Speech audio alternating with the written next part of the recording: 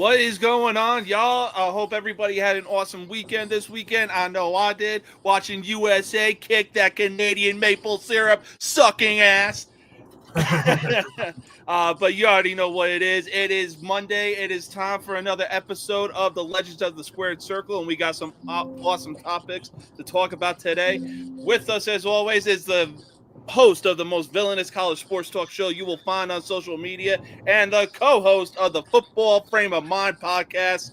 What is going on, fellas? Oh, it's gonna be a good one, partner. We're Hell taking a break yeah. from the deep dives, that we get to go back to top five, so it'll be fun.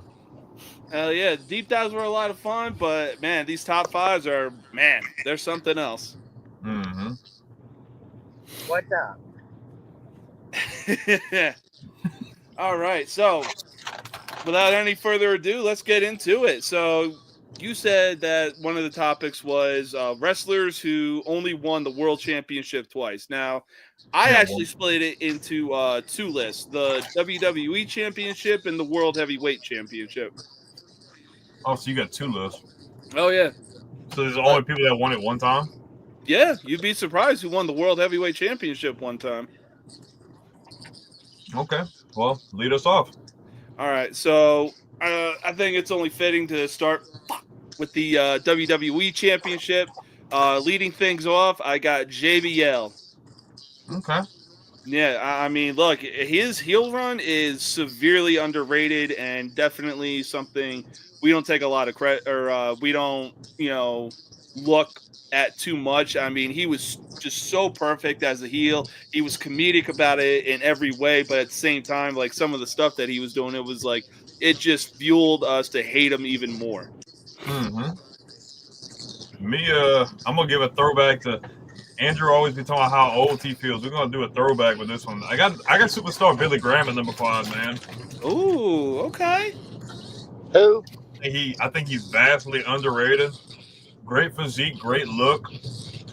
Didn't have to win a whole bunch of world titles, just won the world title one time, especially in a time back then where there was so much going on. Yeah, I've got Billy Graham at number 5. Ooh, that's a good one.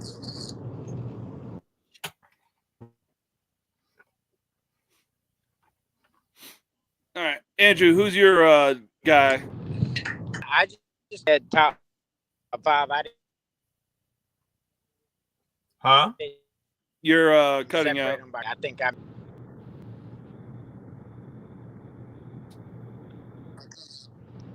Y'all hear me? Yeah, I can Yeah. hear you. Can y'all hear me? Yeah. Okay. Yeah. I misunderstood the assignment. I thought we were doing top 5. I didn't know we were doing each promotion. No, it's just top 5. I just specified top 5 guys that only win a world title. It wasn't necessarily brand or promotion specific. Well, my number 5 is Vince McMahon. Mm. What? I he mean, did Vince only win McMahon was a great heel. Like, He was. let's not pretend that he wasn't a larger than life superstar in the wrestling. He was. He That filled he right was. in. No denying that. That's a good one. Ugh. All righty, what you got? So number 4 for the WWE Championship, I got one Eddie, the late great Guerrero. Wait, so you got 5? You got 5 of each, James? Yeah. And you got Eddie at 4? Well, I mean, I was The disrespect.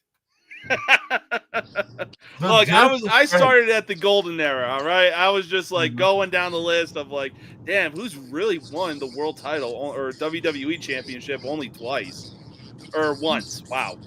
Well, I'm gonna call another throwback. I'm gonna put Sergeant Slaughter at number 4. Yep, Great persona, dude. Loved him as a face, loved him as a heel.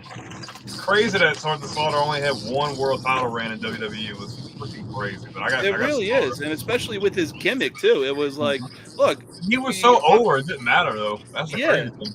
It's like, yo, we get it. Hulk Hogan is like American born, American made, and everything like that. But his gimmick is just too perfect for him to win multiple world titles. especially at that time too. It was Mm-hmm. like big America, America this, America that, like that Reagan era. Oh yeah. What you got, Andrew? Yep. Number 4, I got The Miz. I think he's had more than one reign, huh, James? Yeah, he won it multiple times. I think he won it a second time in like 2020 or something. Did he? I hadn't kept up with all the most recent stuff, so I wouldn't know. Yeah, but hey, you never forget your first time. Phrasing. Times did the Miz. Hold up, now I need to know when he has won it. Yeah, James is right twice. Well, then, never mind. It's all good. Moving on. Yep. Moving on, like I said, so when I was doing research for, who's won the WWE Championship only once, like I said, the top 3 that I got right now are from the Golden Era. Obviously, one of them is, like you said, Sergeant Slaughter. But the number 3 spot, I got Andre the Giant, the 8th wonder of the world. Did Andre really win the world title one time? Mm-hmm. One time. He won it for like 30 seconds Wow, and then surrendered it to Ted DiBiase. That's true. That's a true thing. I missed that. Well, that's you know what? That's bad on my part. I missed that because I didn't put him. I would have had him otherwise. So, me number 3, I got JBL. Ooh, yeah. That heel turn and Eddie putting him over the way he did set him on a really great run for like a year and a half, going through everybody. Oh yeah, So hell, hated. even his championship Everybody, was damn near a year. Everyone that was watching SmackDown hated JBL. You wanted to hate him, but he was so over that he was crazy. It didn't matter if it was in his feud with John Cena. It don't matter if it was like him versus ECW for like one night stand, stuff like that. He just epitomized like what a heel could be in that era. So I've got him Absolutely.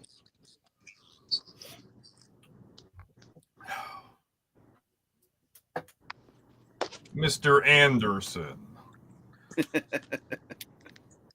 Can you hear me? Yeah. How if you hear me? All right. I might cut out, but can you hear me? Yes. Yeah. Can you hear me? Yes. Yeah. All right. I have JBL at number 3 as well. Nice. Very underrated run. Yeah, very underrated run. I mean, even when you heard that stock market bell ringing for his intro, man, the wave of boos that just flooded over was insane. Not to mention all the signs. JBL, just a big loser. Like that was probably the best thing during his heel run. The cool fan signs, man. You don't have that no more. It's not the same. Like back in the day, like when we was kids, the whole crowd was full of signs. Like you would see paper, you'd see poster boards everywhere. Now it's like not even the same. I mean, we're slowly getting back there. Triple H is doing what he can to make sure to bring WWE back to where it once was. I guess we'll see. We will see, indeed.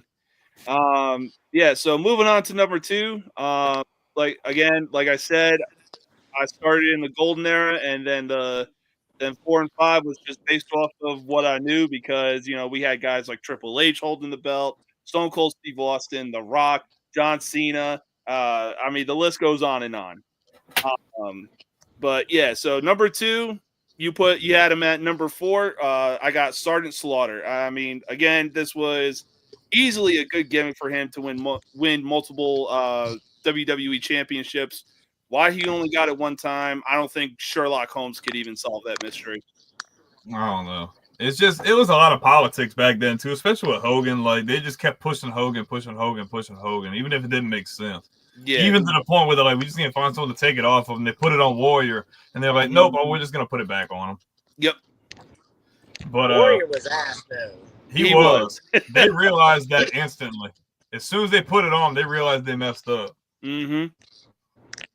Right. Freaking okay. All right. So yes. who you got for number 2? Back to your voice. The disrespect to your list. Now I got Eddie Guerrero at 2. Come on, man. Like one of the most well-rounded guys ever, man. And the way he won it, the like, dude, that match is one of my favorite matches of all time. And he was a good champion. He held it for a while. He did. Put JBL over in a major way when he finally ended up giving it up. So I mean, he was probably, had we not lost him so suddenly, he definitely would have got another world title reign. Oh, without question, for sure. Yeah, there's no doubt about that. All right. You got Andrew. For the second time, Brandon stole my thunder. At number 2, I got Eddie Guerrero. I think, honestly, if I could switch this list up, I would definitely have Sergeant Slaughter at number 4 and definitely Eddie Guerrero at number 2. Eddie Guerrero with the Brock Lesnar run and the addiction, like it was one of the best world title runs ever. Yes. Mm-hmm. Give me Eddie Guerrero at number 2. I know that he won't ruin my number 1, so I'm feeling good about that. Yeah, I know I won't ruin the number 1 because my number 1 has a little controversy behind it, but it makes sense. So yeah, I think we might have the same number 1, but I'm not 100% sure. What you got? All right, so number 1, like you said, there was definitely a lot of controversy, probably because Vince was watching the news too much. But number 1, I got the Iron Sheik. Wow, nope, not mine. Oh, okay. Not my number 1. I mean, at the time when he won it, it made sense. What didn't make sense was him holding on to it for 3 weeks and then losing it to Hogan because they literally had no idea what they were even doing out there during that match. And it was like, what are we doing? I don't know. Fucking wing it. Hey, if it works, it works. Yeah, but again, Vince had to put the title on him and be like, hey, America, this, that, the other. I mean, the Iron Sheik, while entertaining, just not that good. Andrew, is Snuka above the Iron Sheik? No. I just wanted to hear him say that. Hell yeah. So my number 1, when you look at the record books, he has another one. But the circumstances of how he won that other one in the separate company, he won it, left the company the next day, and they pretty much vacated the title like an hour or so after he won it anyway. So me personally, I don't necessarily count it. That's just me. I've got Benoit, bro. Benoit won the world title in WWE. Night before was it sold out, I want to say. NWO versus WCW sold out. Beat Sid Vicious for the world title, but they literally stripped him of the title literally right after. And he jumped ship to WWF with the Radicals. After. I got you. So Brandon can have a 2-time champion, but I can't. All right, cool. But you see the logic, though. Because, I mean, that realistically... I mean, if they take the title off you instantly after, I don't really see if that counts, in my opinion. Well, I mean, yeah, so my number 1 is Andre the Giant. Like, probably one of the greatest superstars of all time. Only won it once. They stripped the title from him. Well, he gave up the title 30 seconds later, so that's even. But, yeah, he only won it one time, and he's one of the greatest superstars to ever grace the ring, ever. Mm-hmm. So he's by far number 1 for me. I can't believe I missed that. Had I not missed that, he would have been up there for me as well. Well, because you just assumed being Andre the Giant, he had it a bunch of times. Well, I thought, my understanding, I thought he at least had it twice. So I didn't go digging for that. I figured there was another time in there. Hey, all I got to say is thank you, Wikipedia. his name was rolling around. Yeah, for real. His name was rolling around in my head. I'm like, no, he definitely got it at least twice. So I just didn't look further into it. Now that you say it, I'm like, damn, I should have just dug a little deeper. Yeah. I mean, hey, it is what it is, but, great list nonetheless for James, you made WWE. 2, so we might as well hear yours. Yeah. So for the World Heavyweight Championship, big gold when it was brought back in 2002 when Brock Lesnar became the permanent champion of SmackDown. Obviously, Eric Bischoff had to do something. So what did he do? He brought back the big gold from WCW, and Triple H was made the inaugural champion. Unfortunately, that was during his time of, quote, the reign of terror, and that was his property. If you took his property, he was coming for blood. Mm-hmm. But it was so good to see the World Heavyweight Championship be brought back at Crown Jewel. And the match that Seth Rollins and AJ Styles had was unbelievable. But to kick off the list, Seth Rollins being the inaugural champion of the new World Heavyweight Championship was definitely a good one. And obviously he deserved to have another championship put on him. Especially when he was, Vince's guy during a real big time run in the mid 2010s. So we're talking about the WWE World Heavyweight title. Yeah. When you're saying, okay, I'm just clarifying. Okay. Yeah. No, you good. But yeah, when I wanted to, speaking of clarifying, when I was doing that, I had Goldberg on here, but when you were like, yeah, so if they won a championship in ECW, WCW, then won the same title again in WWE, kind of cancels each other out. I'm like, all right, that makes sense. So number 4, this was much like JBL's heel run, one of the most underrated runs that I saw in a while. That was Mark Henry's Hall of Pain heel run. Man, that man was on a mission.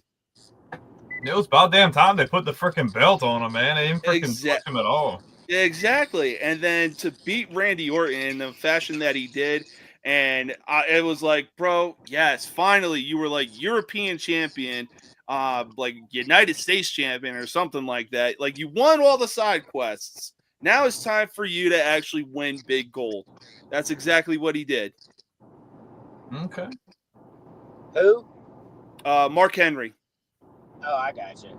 Yeah. Number 3, he's our Henry.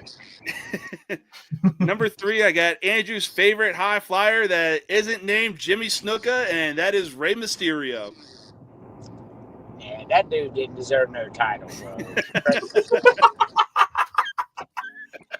They could have just put it on Chavo, bro. They really could have. Hey, Chavo's better than Ray.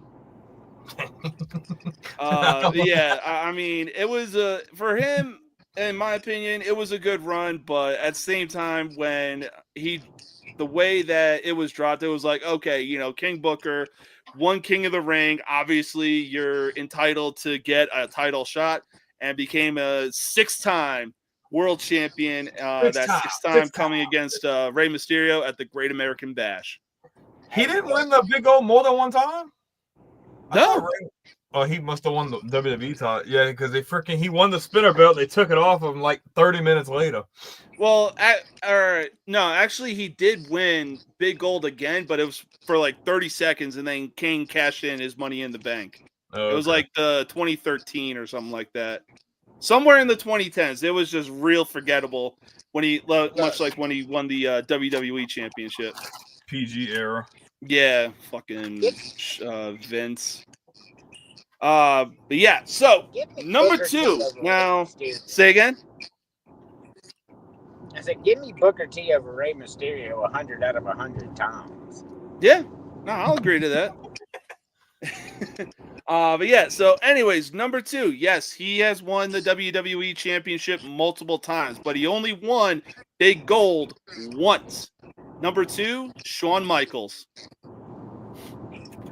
The first ever Elimination Chamber kicks off, and who else but Shawn Michaels and Triple H are remaining. Shawn Michaels gets the win in the first ever Elimination Chamber. Unfortunately, that would only last about a month before Triple H would win it back and then proceed to go on a damn near 1-year reign with that thing. I don't know what's worse. The fact that he held it for a month of them doo-doo brown pants he freaking won when he won the freaking belt. And the Like, cowboy I don't know what's boots. worse. Oh my god. Nah, for sure.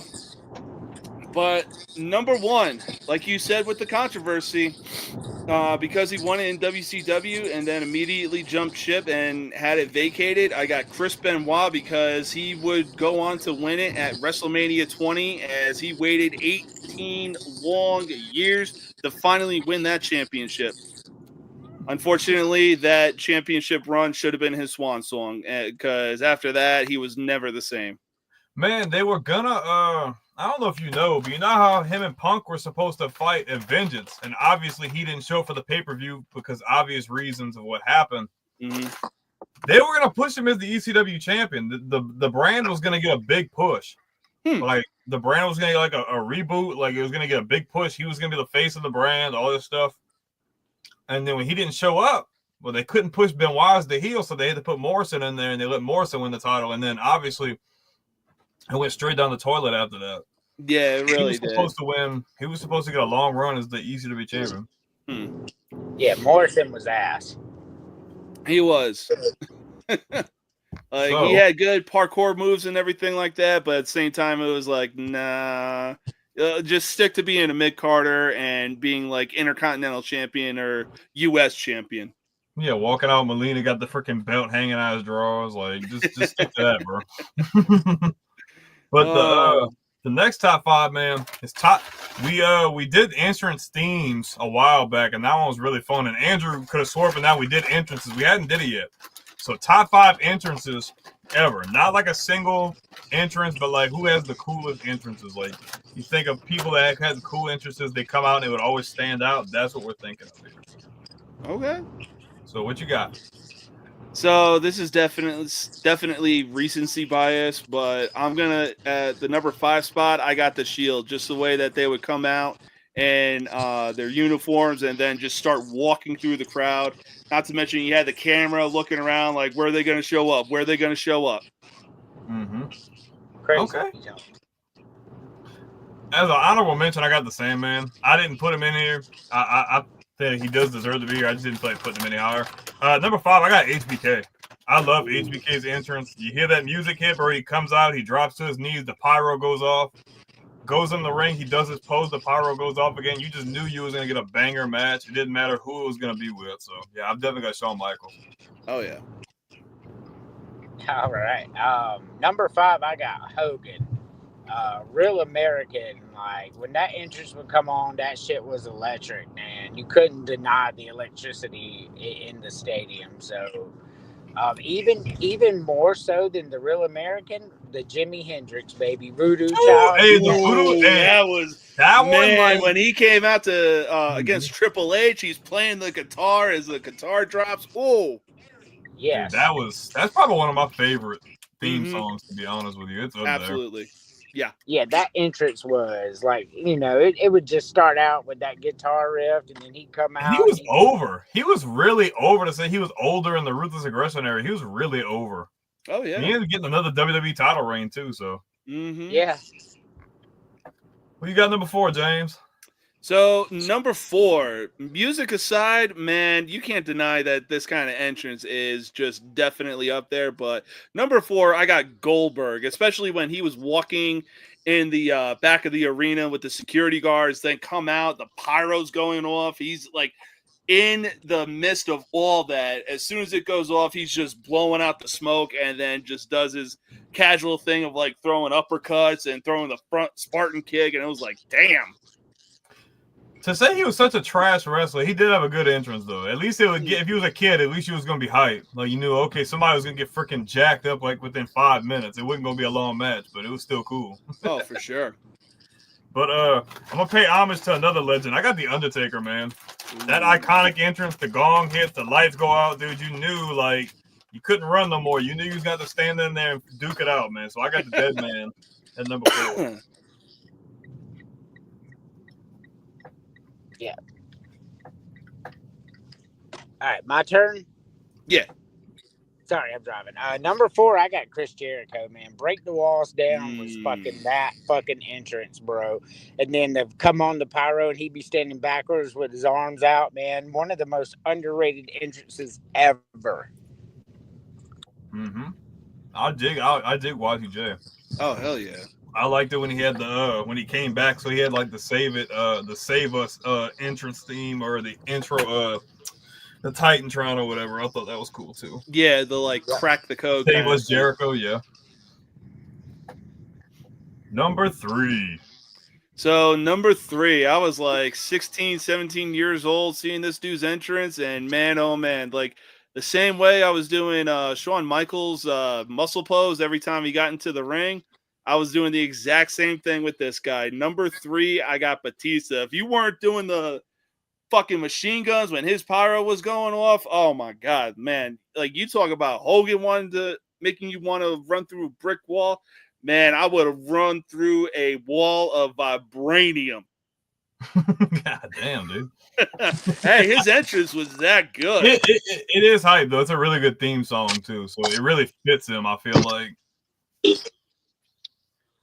But my number 3, man, I got Eddie Guerrero, bro. The lowrider coming out, live cheating still. Like you knew you was gonna get some Fugazi stuff, bro. So, like, something was gonna happen, bro. He was gonna drop the chair in your hands. He's gonna fall on the ground. Like you just knew it was something. Like you knew he was gonna get a really good match, though. I don't know. I love Eddie's entrance.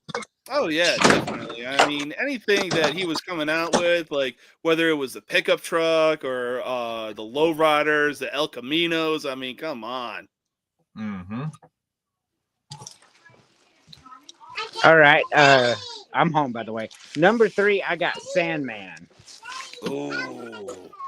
I mean, that entrance, I know it was ECW, but like, come on, man. That one deserved the number 3 spot. I've never seen so much energy on the entrance. And just give me the Sandman, bro. Give me Sandman.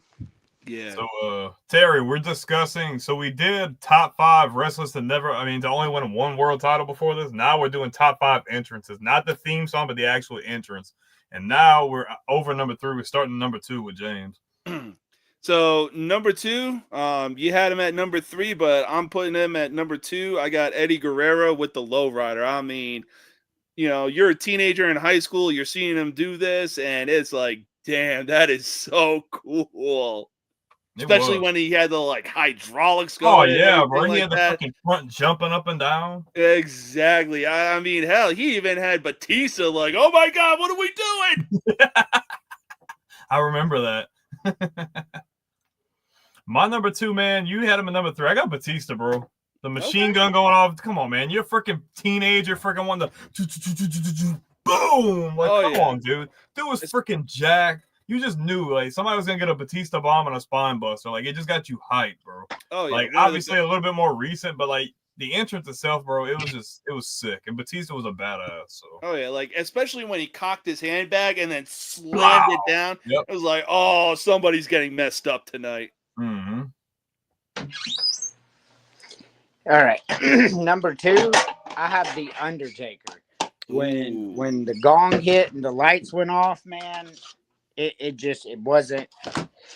was incomparable, really. One of the greatest entrances of all time. Yeah. You know one that's like low-key underrated, though?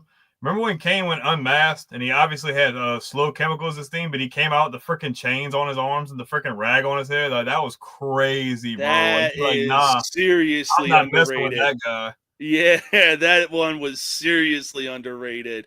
And you got like all the cops around him. Like, the cops escorting him to the ring. It's like, nah, dog, I'm good. Yeah, hell no, I ain't fucking with that dude anytime soon.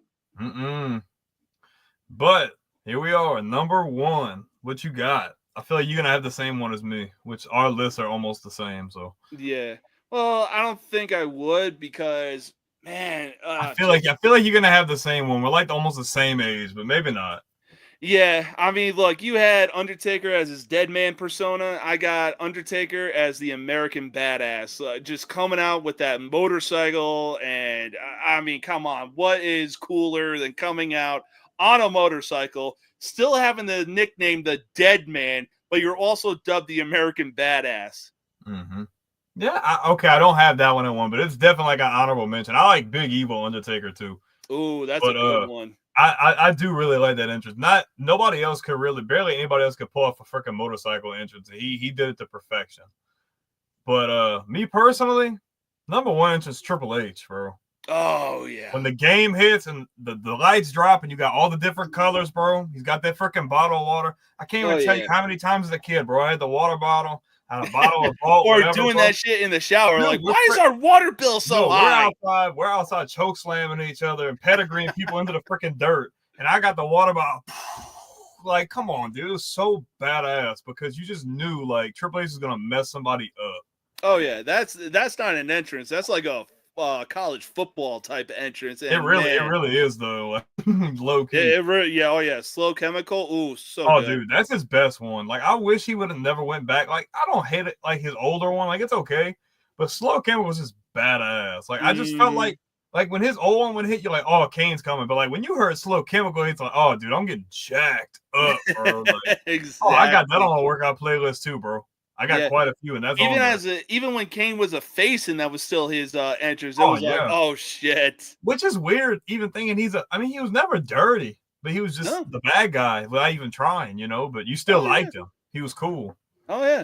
I think the craziest thing for him was when he would go to the top rope and just jump off, delivering that like single punch, and it was like, dude. I'm like, dude, you too damn big for all that. Why are you up there, bro? Like, you see what happened to Sid Vicious, bro? Like, what you doing? His that's entrance. A good one. I mean, that entrance is cool. Until he freaking hung Stephanie on like a freaking cross. That was horrible. Well, he was about to, then the rattlesnake came through. Yeah. Ooh, yeah. Like when his logo came out and that shit came on and that shit was on fire. That shit was insane. It's time for the bad guy. Right. So number one interest for me should be no surprise to either of you. Give me HBK, man. It's not even close when that went off and he's coming down on a zip line or he comes out and the pyro goes off. There's just nothing like it. It is the cream of the crop, the creme de la creme, the best of the best. Give me the Heartbreak Kid. I'll agree to that.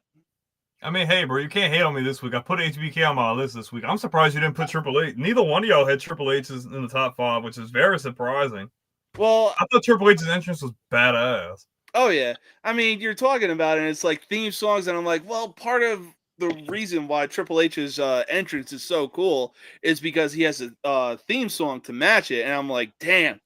It's kind of like you really got to dig in here and just kind of think about it. Mm-hmm. I just couldn't put Triple H over the 5 that I listed. Mm-hmm. Yeah, I mean, it makes sense. Steve Blackman. Man, what? I mean, he was only really good for his entrance. Okay, his theme song was but his entrance. The only good thing that ever came out of Steve Blackman is when he danced with Too Cool. That's the only time he was ever like when he broke character and danced with Too Cool. That's the only time I'm like, okay, cool. Like, come on, man. Come on, Harry. Crazy talk. He came out. I would even put Too Cool's entrance as like on the top 5.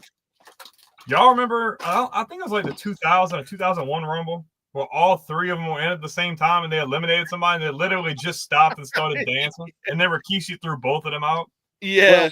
Well, Rikishi threw a guy out, and then the next person was Brian Christopher, and then the next person was Scotty 2 Hotty. And then they danced, and then he threw them out. Yeah. Mm-hmm. Yeah. And then Scotty 2 Hotty.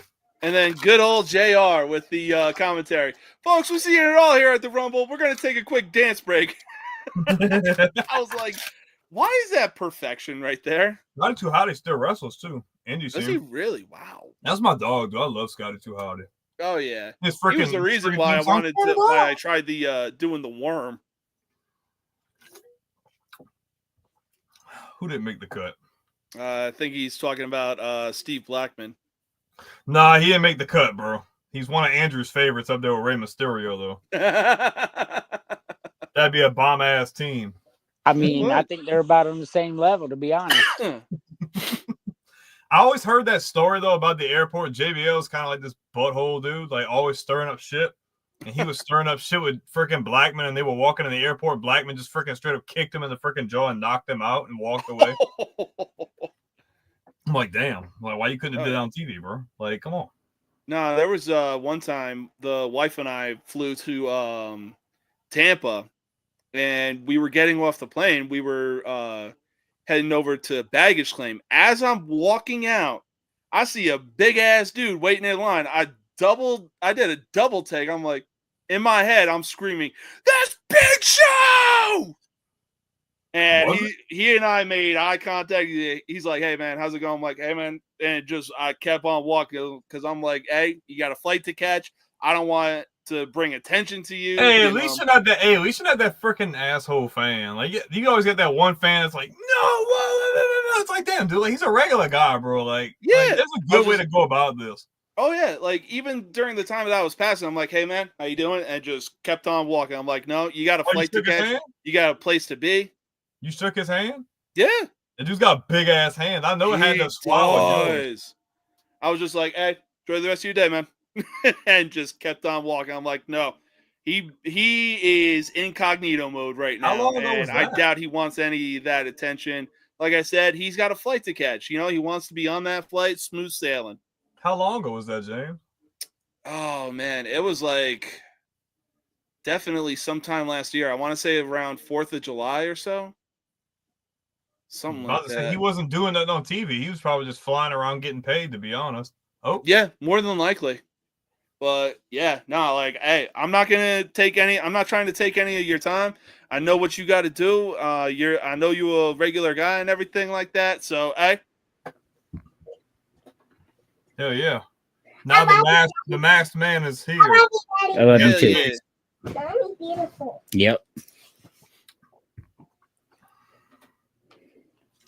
You talking about Terry's talking about theme songs. Hey, Wyatt still. Hey, Terry, I don't know if you were there when we did that, but if you go back, whether it's on the Facebook page or the YouTube page, we do have a theme song episode where we all did like a top 5 if you want to check it out. Oh yeah. The Wyatts had a good entrance as well. Yeah, it was definitely interesting walking out with the lantern and all that. I mean, I wasn't really watching at that time. I kind of like took a break, but I remember seeing it. Oh yeah, no, I was definitely taking a break too, and then around WrestleMania 31 was when I got back into it because I was like, oh shit, okay, there's some really good talent here, and you know, obviously it's Raw after WrestleMania. Brock Lesnar was insanely pissed, and he went on a rampage. Oh my god. It's like, man, like I loved wrestling so much, but like after like 07, like when all that stuff happened, like I don't know, it just didn't feel the same. Like everything was a lot different. The vibe was different. Obviously, they couldn't go about things the same way. And I watched it probably like another 2-3 years after, but I don't know. Like it never felt the same after that to me. That's why like I just had that nice little comfy bubble we stay in, and everything after is kind of like I acknowledge it was there, but I didn't really, you know. I'll be right back. All right.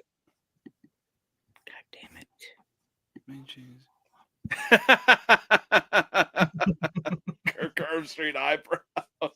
Well, hey, maybe he and I go to the same eyebrow parlor that I don't know. The only difference is I don't have a dog on my show. All I'm gonna say, next week's episode is gonna be. He's probably gonna come up with a graphic or something to upload and talk about, but next week's episode is gonna be really cool. Oh hell yeah! It's not gonna be anything like this or like what we've been doing. Don't you Superfly explain it? Come on, bro. Don't do that. Don't put me in the same sentence as Superfly. Hell yeah. Oh, come on. Are you watching Raw? No, I'm watching the Four Nations face-off. USA is playing Sweden right now. They have a power play, but they're down 2-1 right now. Yeah, hockey. Man, I could never get into it, man. Maybe it's just because where I'm at and we don't really have that, but that makes sense. Nah, it's a lot of fun to watch. I mean, like, there's a lot of teams that just had a chokehold on the NHL, and man, oh man. But yeah, so right now there's a new GM for the NHL, and he wants to bring back international hockey play. And one thing he's doing is giving us an appetizer called the Four Nations Face-Off. And it has not disappointed. I mean, Canada in the first game, Canada beat Sweden 4-3 in overtime. Then USA would rout Finland 6-1 with 4 of those points coming in the third period alone. Why Finland of all countries? I don't know. I really thought Russia was going to be a part of it as well. I would have thought the USA, Canada, and Russia, but I wouldn't know who the fourth would have been. But I mean, I guess. Yeah. No, it's been a lot of fun. And then obviously Saturday with a haymaker of USA versus Canada, 3 fights occurred in 9 seconds in that game. It was insanity. We were talking about entrances. You know somebody who had a crazy entrance nobody said? The Brood. Oh, nobody said the Brood. Yeah, they had a real crazy nobody said DX. Oh, yeah, that's true. I mean, hell, honestly, I don't know why. I must have been thinking something really stupid, but I wanted to say Evolution. But they just had the music and did a slow walk, and that was all. That was about it. It was a cool entrance. It just wasn't flashy. I mean, yeah. But man, that's crazy. I can't believe nobody said the freaking Brood. That's crazy. So Emily's in there playing SmackDown Shut Your Mouth. Oh shit. Oh shit. Hell yeah. Hell yeah. Yeah. she was The Rock. She was fighting Hulk Hogan. And shout out to the 36 people watching. Hell yeah. Y'all are awesome. Hell yeah. We got we have a graphic to talk about, Andrew, or no? I can upload them. I know you've been busy. That's why I was asking. That's all. Oh yeah. Hold on 1 second. No, you're good, man. You've been working. Like, don't stress. Yeah. Hold on a second. It's acting crazy. It's only a matter of time before Terminator 2 becomes a real thing. Oof. I think it's already here. Yeah, it is. All right, let's see. I'm just gonna go through them. So, here's one. I'm not gonna upload it, but here's a good one. Which version of Sting do you like best? Surfer Sting or Crow Sting? Surfer Sting. Me too. Don't get me wrong, I like Sting's Crow persona when he went to TNA because I felt like he actually talked and did like cool stuff. Like it wasn't so bland like WCW, but Surfer Sting was just badass. Surfer Sting joined the freaking Four Horsemen and said, "No, I'm good," and goes on to have like the craziest freaking feud with Ric Flair. Like he was just badass, bro. The freaking frost blonde hair didn't matter if it was that, like the longer brown. Like he was just dope. Like He was cool. Agreed. And all the crazy colors, bro. Great American Bash. He's got like the freaking USA jacket, the freaking red, white, and blue, and all that. Like it was a cool time. It was. I mean, I'm probably going with Crow Sting just because, it was the late 90s and everything like that. And, he was just like real mysterious up in the scaffolding, looking down. You didn't know where he was. Like, were you in your emo stage? I mean, I was bumping the Green Day. I ain't going to lie about that. But no, my emo stage didn't happen till high school. Oof. Better late than never. My Chemical Romance, fucking, oh my God. Jesus Christ. Who's the fucking band that sung I Write Sins, Not Tragedies? Panic at the Disco. But freaking, y'all seen how old Sting looks now that he's not dyeing his hair and he don't have no face paint on? Yeah, he looks real fucking crazy. Yeah, he's got like a whole. I'm like, dude, I've never seen you like that. That's a whole. Because he. Right. I'm like, damn, do you look like a skinny, like older version of like Steiner or something? Like, he does. No, like I saw him. Have a mini. I saw him. Yeah, they know I have a mini. YouTube they know I have a mini sanctuary. It's the only spot I can do it in. I saw him on YouTube for like workout videos and everything like that, but he was still in his like, Crow makeup stage with that like little patch going from his lip down to his chin. Yeah. But he still looked good. But it's about time for him to hang it up and just chill, because like he's been doing that gimmick for a long time, and he's just been on the go. Like he deserves some chill, some rest. Too young for Green Day, my ass, Terry.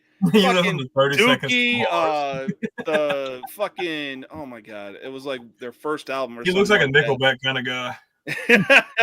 Okay, look, Nickelback has 2 good songs that I can They actually all vibe sound the to. same. Everything else sucks by them.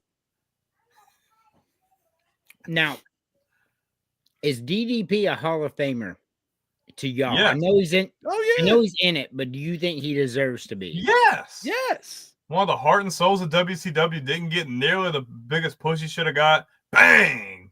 Like, come on, man. Like, one of the only guys who wanted to oppose the NWO, always walking around his freaking ribs wrapped up, freaking fighting whoever, didn't matter, man. DDP was that guy.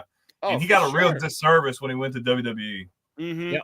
He basically became a comedy act and was like, "Oh, hey, you know, we're gonna have this story of Sarah being stalked by someone, and it's like, and it you ends up could've being did- him. Like that doesn't make any But sense." you could have did that to any of them other guys who came over, like Stasiak. You could have did it to Sean O'Hare, Chuck Yeah. Palumbo. You could have did that to any of them. Like, you should. I don't know why. You know what he said about Nickelback? He went full on Will Smith. Oh, so Hey, like I said, they only got 2 good songs that I can actually vibe to. Everything else by them DDP, fucking sucks. They did my dog dirty though, man. DDP should have got a better shake, but I'm glad he's doing good with his DDP yoga thing because it seems to be helping a lot Bro, of the people. fact that he's on the verge of helping Lex Luger walk again is You insane. see what he did to Butterbean? Butterbean can walk now. Jeez. Yeah. He was bad off. Like, Butterbean was rough. Yeah.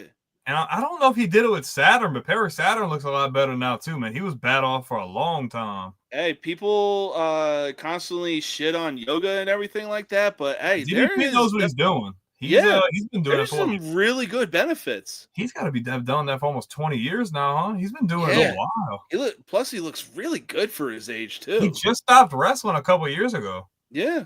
He was wrestling in AEW. Mm.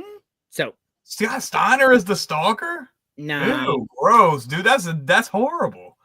yes, like it should have been somebody stupid like Stasiak or Palumbo. I agree with you. Mm-hmm. Mm-hmm. So what Yes. about this? I did a lot of what ifs, like feuds. He did help Jake the Snake. One of the feuds I would have really loved to have seen, like it would have just been great for me, especially with the way that he talks trash and the way the other guys just so calm. Jericho and Bret Hart would have been Ooh. such Ooh, a and they're both from great- Canada too. yeah. That would have Dude, been a that would've good been like- rivalry. And if they like in that era when he came over with 2000, like that, oh my god! Like, say Bret doesn't get hurt and he's there, oh, that would have been a hellified. Like, because Jericho talks all kinds of smack, and Bret's just like, "Look, dude, I'm the best there is, the best there was, the best there ever will be." Like, Oh yeah. that would, yeah, I never thought about that honestly. Yeah, That that would would have really fed that some would've families slapped. right there. Oh man, Jericho would have been talking match. It would have been funny. Like, and Bret Hart would have just been sitting out there with his glasses. And, like, it would have been Yeah, great. with a little. Right. Come on, man. I agree though. That would have been a pretty dope, a dope rivalry. Oh, Hey, absolutely. I don't care what anybody says. Jericho's a top 5 all-time wrestler. Oh yeah. His Yeah, longevity definitely. speaks for itself. I mean, look, the guy, how many different promotions? ECW, New Japan, WCW, WWE, AEW. Like, Yeah, the fact that he's 30 even plus still year going career, at his like- age, it's like, yo, are you doing DDP yoga on the side, dude? Because like, he looks a bit better now. He was a bit overweight there for a little while, but he was still Yes. getting it in. Like, still doing the line salt, doing everything. that's still insane that he can still do that at his Dude, age. I watched him the other day. He was talking. He's like, I can't lift weights the way I used to, just my joints and all that. But he's really had to crack in on his diet and just eat a really good, healthy diet to where he isn't hitting weights the way he used to. But Benoit and Steiner. I mean, no, you needed somebody who was more of a talker. Like Benoit and Kurt Angle was a really good rival because Kurt could talk, but they both could fight. Mhm. Steiner and Benoit, I don't know if that would have. I don't think. Look, God, Steiner's okay. Steiner's not a bad wrestler. I don't know how that match would have went. Like, yeah, same. The size difference. Scott Steiner wasn't the best in the ring without his brother. Yes. yeah, You know, if I'm gonna give a what if scenario with Benoit, like I'm giving Benoit and Shawn Michaels a rivalry because Ooh, that that would have right been there would have really been good. fucking fire. Yeah, without having Triple H involved, just them two, like no distractions. Right. Oh my gosh, I agree because Did- their styles like go together really well. They do. One's like the tactician, the technician, the submission guy, and the other guy can just do anything and everything. Like, Yeah. I agree. That would have been a banger. We were supposed to. There was rumors we were supposed to get HBK and Eddie Guerrero at Mania 22, but obviously he passed away. Now that would have been. That would have been a phenomenal match. That would have been the same damn thing between HBK and Kurt Angle at Because to me WrestleMania they're almost 21. the same kind of guy. Different Mhm. like perspective, but they can do everything. Oh yeah, and there would have been great ring communication between them. I think Eddie Guerrero and Randy Orton would have been a banger, man. Could you imagine just the amount of intensity in that ring? You know, Randy Orton with, you know, he was good on the mic, you know, so he could keep it interesting. Eddie would have been talking so much shit, and we could have saw a frog splash turn into an RKO. That would like have what he did to Evan Bourne. That match, endless. That would have been a good one too. I like in the middle of his legend killer, like you know how like Randy was like in his legend killer like 0506, like that would have been a really good one too. I agree. Oh yeah, for sure. Like I mean, to kill the legend of Latino Heat, that would have been insane. So most boring feud ever: Ultimate Warrior and Goldberg. Yes. It was James. He's like, no. It was very boring. Wow. Like for real, they feuded. They thought they were gonna get lightning in a bottle, and it completely backfired like instantly. It was bad. I'm trying to think. Wait, what else would have been a really cool rivalry? I will tell you what I think would have been a really cool rivalry for today, like a person from today and a person from back then. Something that I think would have been really, really cool to see: Roman Reigns and Lex Luger. Because the total package and the tribal chief. Yeah, that would have been good. Prime Lex Luger could move and he could do some stuff. And he really could. Go back and forth with Roman Reigns, man. I think that would be a banger. That would be like even the opening face off would be like a test of strength, the same way that it was between I know it was a boring match at WrestleMania 20, but the way that it opened up, it was like, okay, who's the strongest guy, Goldberg or Brock Lesnar? Because that match had so much potential, but like the bad thing was all the fans knew that they were both leaving. So the fans turned on them like instantly. Yeah. Like, and it has so much potential, but I want to say it was like Goldberg's contract was going like expiring, and Brock was like, "Well, I just want to leave." I forgot what the circumstance was. I think everybody found out. Everybody found out they were both leaving, and it's like they rung the bell, and everybody's like, "Ugh, like no, man, get this out of here!" Like nobody wants to see this, which is crazy because on paper you're like, okay, like. You know, I mean, it's got Brock Lesnar. Like, they'll find a way to make it work. Like, it was freaking butt. Like, it really was. I mean, he had literally all the makings there. It was Raw's Beast versus SmackDown's Beast, and then Stone Cold was the ref. Yes, because he knew how to handle both dudes, and he was crazy enough to step in the ring with both of them. That's a really underrated Mania too, by the way. Like, that's one of my favorites. WrestleMania 20. Oh, for sure. Like. The match with Cena and Big Show was good. The Cruiserweight match was good. The Jericho and Christian match with Trish Stratus was good. Yep.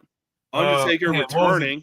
What was it? Evolution versus The Rock and Sock Connection was cool. Yes. But like a rivalry I thought would be cool. Andrew's talking about someone from Now and Then. What about HBK and Seth Rollins? Oh, damn. That would definitely be a good one. It would be good. Seth Rollins wouldn't be able to hold the feud on the mic with Shawn Michaels, but in the ring, that would be a 5-star match. Oh, absolutely. Like 100%, that's a 5-star match. Just mentioning those two names. Yeah, absolutely. Yeah. This would have been comedy. They should have let my dog win the Rumble, bro. They should have let him win the Rumble. He really should have. Del Rio freaking, like, come on, man. Like, we didn't even want Del Rio. I mean, Owen Hart and Kurt, Maybe. Yeah, definitely a maybe. What about like, all right, so we're talking about today, right? Like today. Yeah. So what about Cody Rhodes and Ric Flair?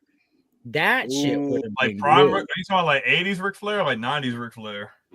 Like 80s Ric Flair, you know, limousine riding, jet flying, woo! selling moves like the rent was due. Who do you Yes. think? Who do you think would match up well with Dusty Rhodes nowadays? Because you know Dusty had a really out there personality too. He did. Oof.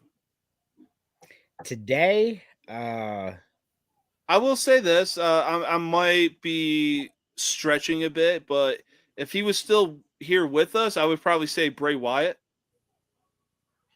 Dusty Rhodes and Bray. I would go just because you would need somebody strong. I would go Drew McIntyre. Oh, and Dusty Rhodes. That's kind of cool because they both can go at it. That would actually be some cool vignettes and some promos. Ooh, I'd be down for that. I'd be down for that too. He is very underrated on the mic, bro. Drew is like, I really like Drew on the mic. Drew's really good. Sure. He is. Like to see like where he started before he left, went to TNA and got jacked and came back. Like it's night and day. Like he's really well rounded. Like I respect his game. Yeah, I'm glad that he Triple H had him come back, and he started off in NXT, which thank God became like its own brand instead of like a whole Tough Enough kind of fucking stage. And you know, don't hate on Tough Enough, bro. Maven was the shit, bro. Listen, hear me out. What about Sandman and Kevin Owens? What kind of match could we have had there? Oh, you would have had something similar to what we've seen with Cody. They would have been freaking breaking tables and ladders. Right. Yeah, I think. Oh, yeah. And Sandman could have lost the match and it wouldn't have mattered because it would have been a banger. Right. Like, they could have went Extreme Rules and just tore the house down. Yeah. Oh, yeah. I think that would have been cool. Look, I'm a big fan of Sandman. He was my favorite. If we were still doing ECW One Night Stand, Kevin Owens would have been perfect for that crowd. Yeah. I wish nowadays they had a cruiserweight division, man. Yeah. Like cruiserweights in WCW in the 90s and like the early 2000s, the WWE, they had really good wrestlers in the cruiserweight division. They don't have that no more, man. Yeah. Like, they had the cruiserweight division for a while, but it was a joke. Like it was, yes. I agree with that. Unfortunately, it was under Vince's watch and everything like that, and it was like, bro, why are we still doing these nickel fucking looking type of belts, man? And those were always the best. The cruiserweight matches were always good matches. Yeah. So here's the thing about cruiser. Yeah, they were great, but think about the people that were in that cruiserweight division: Chris Jericho, Chris Benoit, Eddie Guerrero. No wonder that shit was fire, man. Billy Kidman. I mean, that was really good. That cruiserweight division in the WCW 90s was second to none. Yeah. Second to none, man. And Billy Kidman was that dude, man, out there doing the shooting star press and you know, Raven's another underrated person. I would love to see Raven and Sandman. I know we got to see it a few times in ECW, but I mean a full-on feud. Because Raven was like the leader of the flock, and Sandman was just like, I'll bust myself open. What now? You know, I don't give a shit. Like, yeah, it's my own blood, bro. Who cares? He's bleeding before he makes it to the match. He did not like Sandman was cool. I really like Sam. I'd like to see Sabu and Eddie Guerrero too. That shit would have been a 5-star match instantly. I've got to imagine they had some matches somewhere in ECW. If you go scrolling through the matches, like. That would be a good one because you know they're both going to bring. You know what match that was supposed to be really good but ended up falling flat on its face was Eddie Guerrero and Benoit One Night Stand 05. Like, there was supposed to be this big, crazy match, and I don't know, something with Eddie, and he just didn't want to do it or he didn't want to be there or whatever, but it just sucked. On paper, that's a really good match, but for Taz sure. and Ryback. Ryback was super ass, bro. Like I'm really just honest with He's like the new generation Goldberg. Bad character, terrible on the mic, not fun in the ring. Taz was that dude. ECW Taz was that dude. Oh, for sure. Like I would give him like somebody who was also very aggressive. What about Punk and Steve Austin? Ooh. Punk and Steve Austin. CM Punk Austin would have buried him. You think, but man, Punk can hang with him on the mic, dude. Like he can talk. The microphone wars would have been definitely good, but as far as in the Punk ring goes, Punk could have made it in the Attitude Era. I feel like just his personality. I feel like he could have blended in well. I don't know how he would have fared against some of the other guys in the ring. yeah, But his mic skills would have kept him in there. Prime Punk and Prime Triple H. I'm there for it. Like Punk in 2010 and Triple H in 2001. Oh, pipe bomb CM Punk. Nasty work, bro. Yeah, that would have been God. fire. I agree. I'll agree to that. I mean, I remember when Punk came out in Greenville. I'm from Greenville, that's where I live. He came. So when he started his cult leadership, he actually started that in Greenville when he brought the girl out of the crowd. Like that started in Greenville. I'll never forget it. My buddy was there, and that was really the birth of CM Punk that night. Yeah. You know, he went on to Royal Rumble later, and then you know he had that huge run there, and then he led Nexus. I'm CM Punk. Prime CM Punk was badass, bro. Unpopular opinion, I liked hardcore straight edge CM Punk before he even did all that. Hey, that's what I'm talking about. Straight edge CM Punk. Yeah, he was bad. That's when he brought the girl out of Greenville. He's like, who would be straight edge? But before that though, like slightly before that, like probably like 08 to like 10. Like 07 to 10, where he was like coming through ECW, he won the Money in the Bank, cashed in for the world title.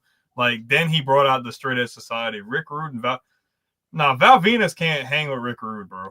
So Val Venus was a fun character, but at the end of the day, Rick Rude would have buried him in the ring. He wouldn't have been able to stay with him. Yeah, Rick Rude could wrestle, man.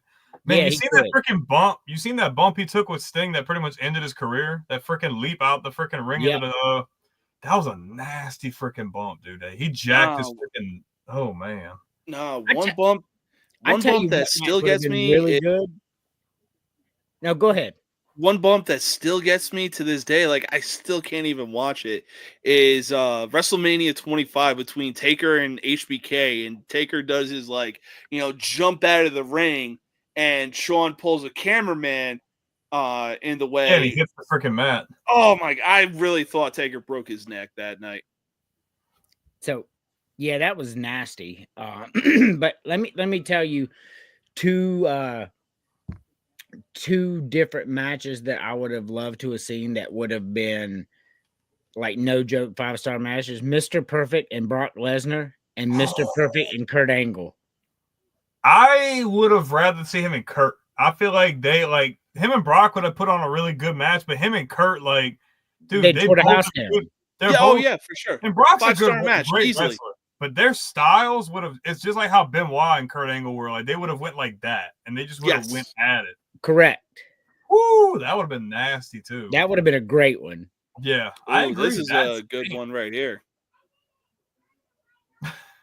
I don't even know who Bronson Reed is. It's just this big freaking dude who jumps off the top rope. And when he jumps off the top rope, like when he did it to Rollins, he jumped on him like 50 times and then he walked out. I mean, I don't know who that is. So to put that in the same sentence as Bam Bam Bigelow is crazy talk. Bam Bam Bigelow was that dude. He would do moonsaults. He was like 400 pounds. He'd do moonsaults off the top, walk the ropes. Bam Bam Bigelow, one of the most underrated wrestlers ever to walk the earth. Yeah, I agree. I agree too. What else would be a really good one? I mean, there's so many just possibilities. Like you think about one of the greatest matches ever, Jimmy Snuka and Rey Mysterio Jr., man, we're tearing down the house. Jumping off the cage, doing the 619 through the crowd. I mean, like I don't know if there's such thing as a negative 2-star match, but that's what we getting out of that.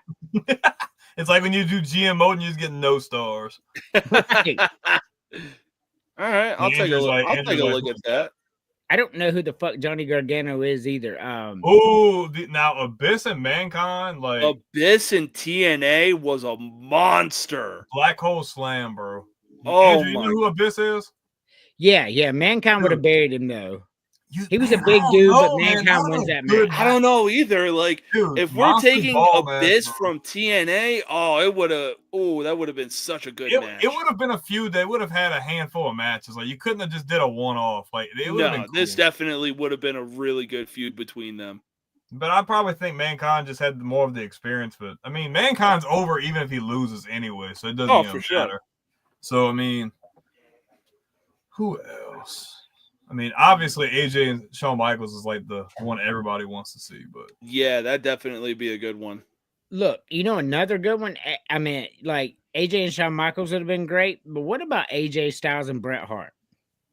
Ooh, Yeah. that also would have been good.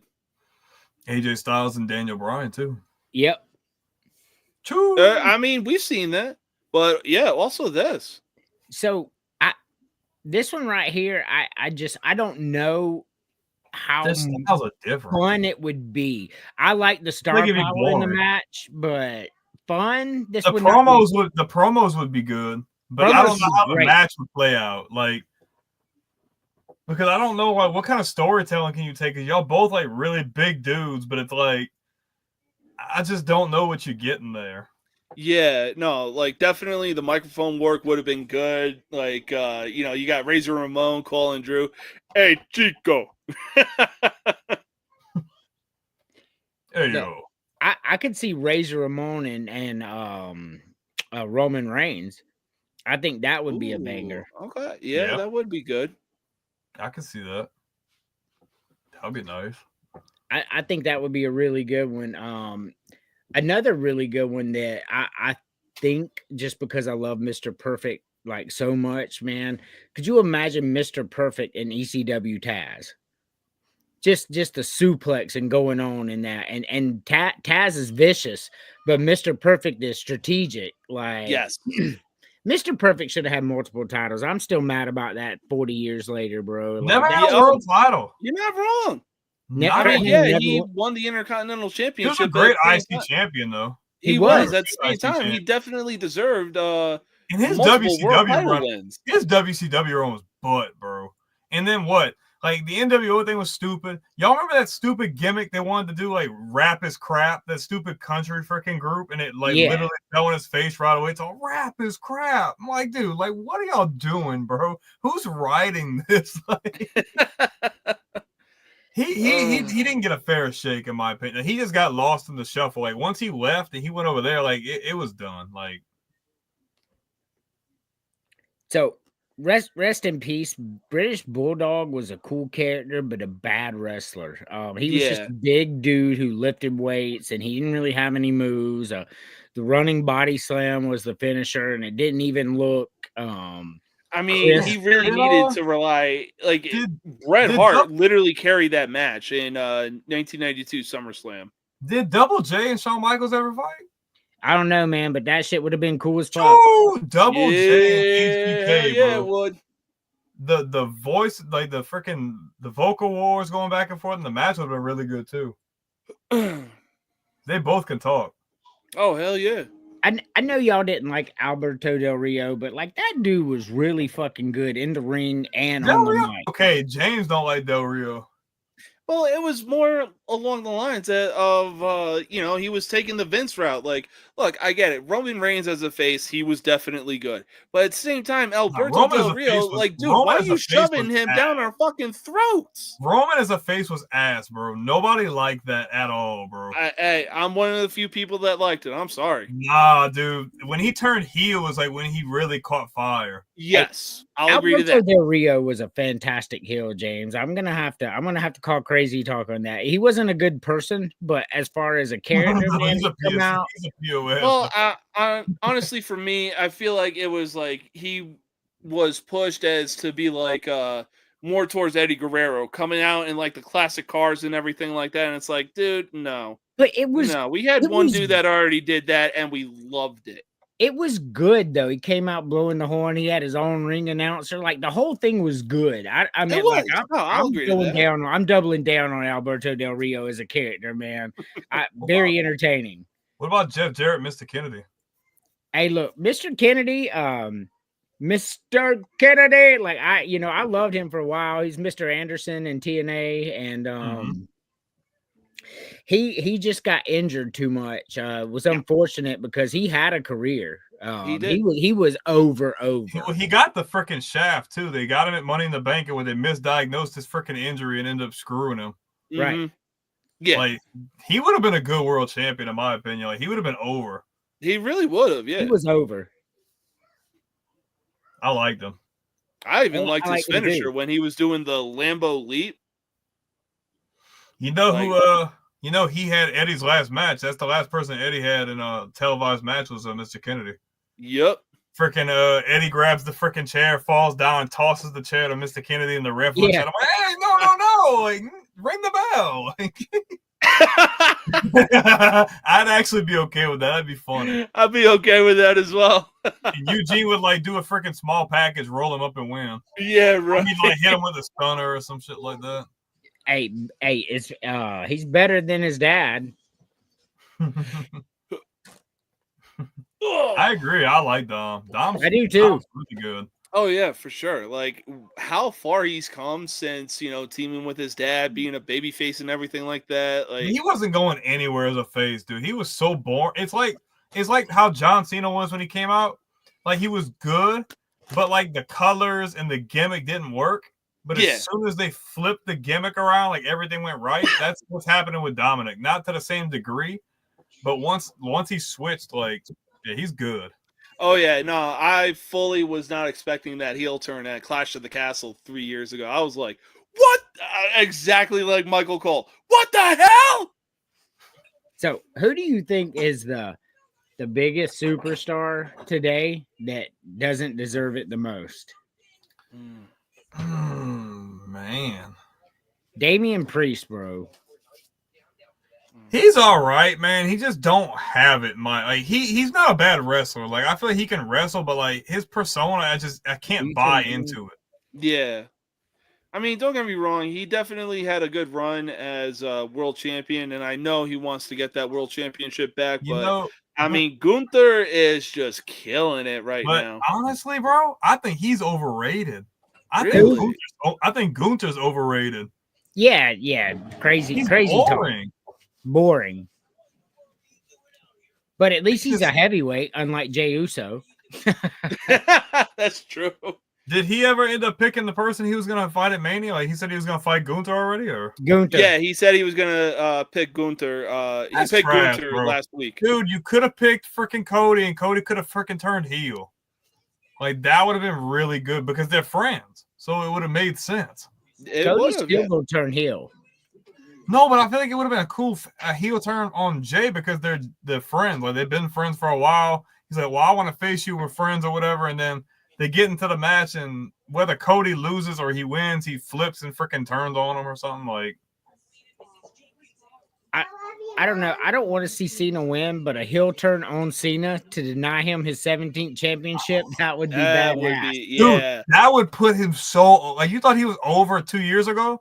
Dude, he would be like astronomically Yep. over. They'd be like, Bro, oh. Homelander Cody Rhodes is gonna feed families when we see it happen. I mean, could Dude. you imagine him Dude, just it would going be- bad? Oh my god! Like I oh, would be totally on board with that. Oh, Like, I'd same be- here. Like, there's no more Cody crybabies at that point. Like, yeah, you're on the train now, bro. Like, oh my Oh, god, I would. that would be sick. It I really mean, John would. Cena about to win his 17th title, and Cody just does some cheating bullshit and just Yeah, turns like the heel. ref gets distracted or something Yeah. like that, But and then that's- Cody turns heel, and it's like we don't know. Like he takes that CM Punk kind of turn heel. Like, hey, I didn't mean to do that, but hey, like you want to run it back again, and then he actually does like a typical heel thing, and he's like, yeah, I meant to do that. So could you imagine? And this is Cody Rhodes turning heel, right? It would be a big pop, and then you have Roman Reigns, who's neither a face nor a heel at this point, coming in to be the guy that knocks him off, because everybody hates him. I don't know, man. There's endless possibilities with this. Oh, But they're for sure. you can tell they're building up for that heel turn because even when he was fighting Kevin and some of these other things, you can hear on the commentary, like some of the things he's doing was like, oh, and you see what he's doing. Like, no, he probably shouldn't be doing that. Like they're slowly, I feel like they're getting you ready for it. Yeah, I agree. You mean Dustin Rhodes, his brother? Yeah, I was gonna say, I would love to see Dusty Dusty. ain't But here Dusty's with been us gone no a little more. while, probably. Like, but Yeah, like, if you Dustin's mean not coming- Dustin Rhodes, aka but Gold Dust, he's hell not yeah, coming- I'm here for that shit. He's not coming back though. He already said like he's Mhm. content, like where he's Yeah. at. I mean, Yeah, hey, he's if in he's TNA, content, right? good for him. AEW. Yeah. AEW. Okay, there you go. Yeah, I was gonna say, yeah, we're not gonna dig up Dusty. Like, chill out. Let him be him. Like, Hey, look, wrestling's cool, but I don't think they can make that happen. Yeah. no, because it's the We same need thing. some Like, New Orleans, Louisiana voodoo type shit. no, because even a while back, you see some of these funny memes and stuff. Somebody's like, yeah, number 30 in the Rumble, and then you hear freaking Benoit's theme songs. Like, no, that's not happening, bro. You can't make that That's happen. He's definitely- gone, bro. Like, you can't bring dead people back, bro. Oh yeah, no. The one thing I'm still waiting on for the Royal Rumble is like you hear the horn go off, and then all of a sudden you hear MJF's music. All I'm saying is, bro, they had Undertaker come out at that WrestleMania last year, bro. It should have been Steve Austin. There's no way it shouldn't have been Steve Austin last year. Oh yeah, Like, it would have been, dude, that roof in Philly would have exploded, dog. Like, the gong went off and it was cool, but the Undertaker didn't have no beef with The Rock.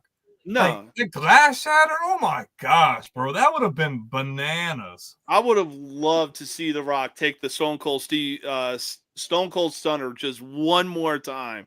Oh, he would have sold the hell out of it too. He would have flew out the ring. Oh Yeah. yeah, he would have gotten like a 30-pack of fucking beer. Like the craziest thing I heard was the fact that The Rock and Stone Cold actually bet cases of beer to see like how over exaggerated The Rock could sell the Dude, Stone they used to Cold cut Stunner. up, bro. Like, I know y'all be watching some of the same videos I be watching. They be talking about all the stuff they were doing, like when they get back to the hotels and backstage. I'm like, dude, y'all was cutting up, bro. You're like, oh, we worked like 300 days a year. I'm like, yeah, but y'all were having fun. Like 300 days a year. Like, y'all was cutting up, bro. Y'all was getting drunk as hell, coked out, freaking doing all kinds of crazy stuff, bro. Like, Exactly. Like they were just so intertwined with each other, and So, just knowing that Rock and Stone Cold and The Rock and Mankind just loved all working with each other. It was like, yes, this is what you love. so are you going to do a live stream for the rematch? Canada versus US. Yeah. Oh god, I'm thinking about it, but unfortunately, it's on a Thursday. Oh, is it? Yeah. Look, if it was on a Saturday again, oh, I'd totally be down. As soon as I saw that it was on Thursday, I'm like, fuck. you think I should tell them what we're doing next week? Yeah, tell him. Hell yeah. So, well, you know how we're making lists and we're doing these deep dives and stuff, and we've all had to do our research and all that. Next week, all that's out the window. Not doing Okay. anything like that. Next week, I thought we could get our commentator on. How do you mean? Well, I got a whole stack of SmackDown games right here, and we go through every single one from the beginning to the end, and you hit a Royal Rumble match. We go back and forth. We pick out the 30 wrestlers, and we watch, and we commentate, and we just have a good time. We don't have to make no lists. We don't have to do no deep dives. All we're doing is watching the Rumble, like, all together, having a good time, all that fun stuff. So we go all the way from, like, SmackDown 2 to, like, SVR 2008. So, like, 6-7 games. So we do like a simulated Yes. Royal Rumble, but we're providing the commentary. I would screen share my PS3, and we just Okay. go through each game. So like when you do the Rumble, you go and you can pick the people. I'll clear the list, and each of us, we can pick a person every time until we fill out the 30-man list. And we press it, and we just watch, and we commentate, and we have a good time. Ooh, okay, yeah, I'd be down for that. Because every year the roster gets better or worse. So, I mean, it could be really good or really bad. And the Very old true. games, y'all remember, like, the Rumble's over, like, 10 minutes. Because the freaking dudes come in, like, every 10 seconds, and they get thrown out, like, every 2 seconds. So, I mean, Yeah, exactly. I feel like it'll probably take, like, an hour and a half, but it'll be fun because, like, it'll be more interactive with the people watching. And we don't have to sit there and do no research. We just show up and have a good time. I'm down for that. That'll be fun. So Oh I yeah, got- I'm 100% down for that. That'd I be a got lot of one. fun. So Yeah. 1, 2, 3, 4, 5, 6, 7. So yeah, 7 different ones. Okay. I'm only missing. I don't have 2009 or 2010. And I'm trying to get my hands on Here Comes the Pain, but that's probably gonna have to wait a little bit longer. That's more than likely going to cost a pretty penny as well. Yeah. To to get a copy that's not completely jacked up, like if you want a complete copy, you're looking at like anywhere from like $45 on up. Like probably $50-$60. Like you could and probably find something on I had one in my cart on Amazon. Mercari. I had one in my cart on Mercari while I was at work, and I got off and I went back and the freaking thing was sold. Like, it was like $35. I'm like, damn, bro. Like, you just couldn't have held on to it for like freaking 2 more hours, bro. So, but I thought that would be fun. Hell yeah. You could literally just show up. I can screen share. We could put it right there in the middle and we could just watch. Works for me. Andrew's like, I love it. It'll be fun. Mm-hmm. And it could end up becoming something like, it don't just have to be like that. This could be something we do like once a month or so. Like you go to like a game, like, oh, let's book our own pay-per-view on here, and we just watch and just see what happens. Pretty much, instead of making our own list on paper, it's kind of a way that we can kind of watch it happen in real time.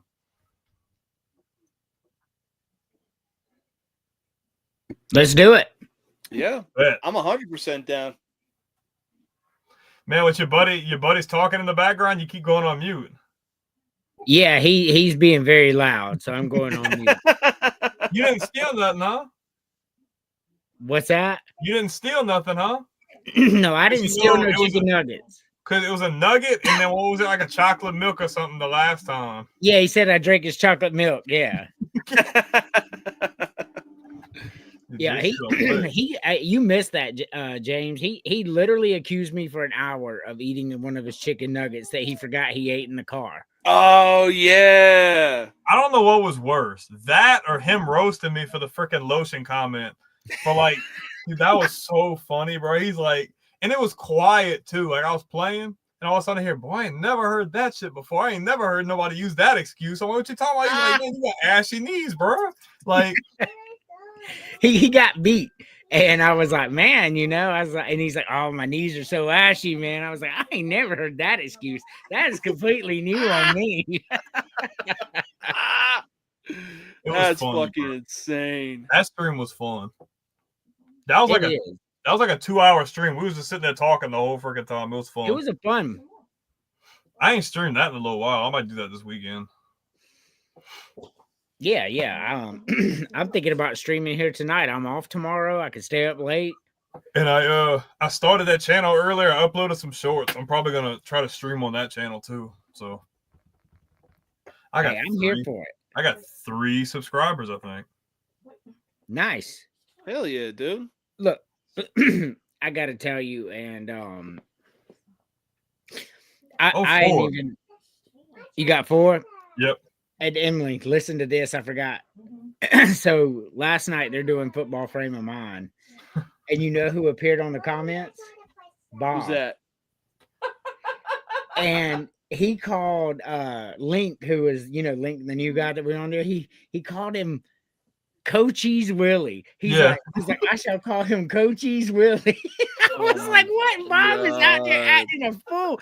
He was going on. That shit was funny. He just kept on and kept on. I was rolling. Bro, he said that. I don't know if it was him or somebody else. But he looked high as a kite. But he smoked. Yeah, it was him. I'm like, bro, like he said, dude on the bottom is high as a kite, is what he said. And then he called him Coachie's Willie. Oh my god, that's insane. Who's so something you don't know that I do, Brendan. Bob used to work for me. Mm-hmm. So when I saw y'all put that up there, like I was at work crying, literally. And one of the unloaders came up to me. He's like, "Hey, dude, you all right?" I'm like, "I'm just laughing, bro. I'm just laughing." Like I was dying because he was lighting him up. So Terry, I'm about to change my Facebook. So the Facebook I'm using was a joint account with me and my wife because we were just using it for Marketplace. But she made her another one. So that one I'm going to end up turning into like a professional page for the network and stuff. So I can kind of start reaching out to people. But if you search it, it's just JB. And then the last name is OJ. So it's OGE. So just 5 letters. It won't be hard. But that's... I thought he did, and I thought he did good. He did really good. Like, yeah, no, I like Link. I think he's gonna be an asset to the network. Oh, so I didn't talk to you about this, James. You know how like we always saying it'd be so much cooler if you had somebody else to be on the UFC streams with you? Yeah. Well, this guy likes doing UFC streams. Oh yeah, no, we definitely talked about that, and I wanted to like reach out to him and be like, hey, yo, so March 8th for UFC 313, like, you want to hop on together and provide commentary. Yeah, we're gonna talk to him tomorrow about trying to figure out, like, if we're gonna make a move and we're gonna like get him a show and get him in. Okay. But that is something that we talked about, because he was like, man, I don't know if y'all have somebody that does like UFC and MMA stuff. But he's like, I really like doing that, and I'm like, well, I mean, it'd be better, like it'd be good for you to have your own show, but if you want to help, like we do have somebody else that does it by himself. So Yeah. he's like, man, I get tired of talking to myself doing those things, man. I gotta have somebody else to talk to. I'm like, well, you got the perfect guy. Yeah, I mean, usually when I'm watching the UFC fights, I just have the volume turned all the way up so people that are tuning in can listen to what's going on. And it's like, if a knockout or submission happens, and it's like, oh my God. I got to be honest. So like Chris and Link, man, like that was, I can't wait to put that together more. What happened? So I didn't get to like watch. I've seen bits and pieces, but like further explain, because I need to know. It's just going to boil over at some point. Well, tell me, spill the tea, bro. Like I need to know, like, what happened. So Link didn't say nothing, but like Chris, was making his usual crazy talk comments, and I'm just looking at the screen down there, and Link's like, but he ain't say nothing. He's new. He's the guest, right? He ain't saying nothing, but he's like, oh, so you can you see the wheels are turning, but he's not gonna speak out yet because he has to feel everybody out. Right. Yeah. Oh yeah, so it's coming. It's coming. Oh, he gonna get comfortable. He be like, look, bro, like, nah, bro, you crazy. Like I hear Andrew always saying crazy talk. Yeah, bro, you crazy, bro. Like oh, I would have died. I wouldn't have been able to hold that back. I would have been pissing on myself laughing. Oh my gosh. Like so I will tell you, and I messaged Brendan earlier separately to tell you. So like in the chat, man, Chris never stays on subject. Like we'll put something in there and we'll be like, yeah, dude, that's cool. And then all of a sudden, look at this kid from Iowa. Like, dude, we talking about something else. Or if you're like, hey, we're talking about wrestling this and wrestling that. He's like, man, check out this NASCAR stuff. And I'm like, oh man. And Andrew's like, what am I looking at? Yeah, like, that's my exact same mindset as well. It's like, dude, we're on a different level. I don't know shit about racing. Same. A buddy of mine's daughter is doing a racing show. And she's promoting the network and all that, but like I haven't really watched it because I don't know anything about it. It's so the buddy of mine is the guy who does my tattoos. So which I am getting another tattoo tomorrow, by the way. So I'm super excited about that. 619. Nice. What's that? 619. Yeah, I'm gonna get 619. I'm gonna pay for you to get one, Brandon. Oh no, I'm not. Right across your forehead. Oh wow, great choice of placement. Anywhere else across your neck, like Sarah. Oh yeah, I'll go with that. Yeah, I think it's like really like brings out my eyes.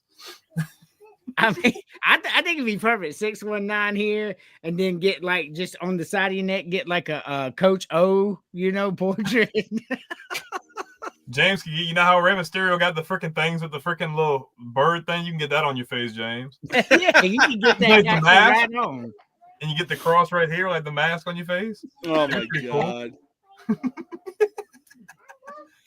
Or look, I got a great idea for a back piece. Okay, hear me out. Superfly. That's right. No, I'd have to be completely annihilated in order to get annihilated. Ain't the word. Look, we need to have a contest, and the loser has to get Snuka tattooed on them. Oh hell no! Oh my gosh, dude! Yeah, Chris was on purpose. What kind of contest? What kind of contest means the loser has to do that? Because that's horrible. Oh my gosh. That's awful. You had to get Snuka tattooed on you if you lose. Oh my gosh, that's like the equivalent of getting a tramp stamp, dog. Like that's like no, I got you just put the words perfectly together. A Snuka tramp stamp. Dude, that's insta death, bro. Like that's horrible. Hey, like, a dude that was a best man at my wedding, he literally has tramp stamp in the tramp stamp area. I'm gonna tell you, like, look, we doing snooker tramp stamp, man. Chris has to lose this contest. Yes. Oh no! If Chris loses, he has to get a Kentucky logo on him Oh shit! or Ooh. Tennessee. And what we'll do is we'll rig the contest. We'll be like, Oh no! It has to be like, okay, you know how like back in the day they had like the I Heart Mom. yeah, Okay, but it has to be I Heart the Tifa Tennessee. That or I Heart Mark Stoops. Oh, what we'll do is we'll oh get no, into no! I love Jerry Stackhouse. That's Yes. the one. he hates it. Hey, look, we'll do it, and then once he agrees to it, we'll be like, all right, the oldest person in the group has to get the tattoo. I'd be like, oh shit, my bad. These are the stipulations. Yeah, you have to be over 50. Oh damn, well, you got a luck, partner. Oh man. I love that idea. We do a contest. Loser has to get a tattoo. Welcome back, Terry. And it But has to be a stupid tattoo, not a tattoo you want, or there's no point in losing. Never mind, false. Okay, but I guess it would depend where you'd have to get it too. I mean, it could be on your arm up here. It could be hidden. You know what I'm saying? Gross. How gross. That's Mm. like an I Heart Alabama on my arm. That's not happening. You just have to get Superfly tattoo. Ooh. You don't have to say snooker, just James. Superfly I know what you could get. The Boston Red Sox logo. Oh hell no! on your neck right here. The B right there No, on your Or Adam's the apple. B, If right here. anything, I get it right on the side. Ooh. Hey, Man. look, it's all good. I got one. And Andrew's gonna get the Clemson Tiger on the other side of the paw. Hey, I ain't losing. I ain't worried about it. I'm a winner, bro. Y'all don't understand. I don't lose. I come to win. I'm winning. I'm so weak. But dude, I would have died. I wish I would have seen that. Like I gotta imagine, like he's just looking like, bro, like what are you saying? Like what are you actually talking about? Like Right. Hey, look, Terry got to get on this too, man. Like, so you know what I'm saying? Terry loses, he got to get a tattoo. I mean, what? look, Terry with a Superfly right across the neck, man. That's what I'm saying. I swear.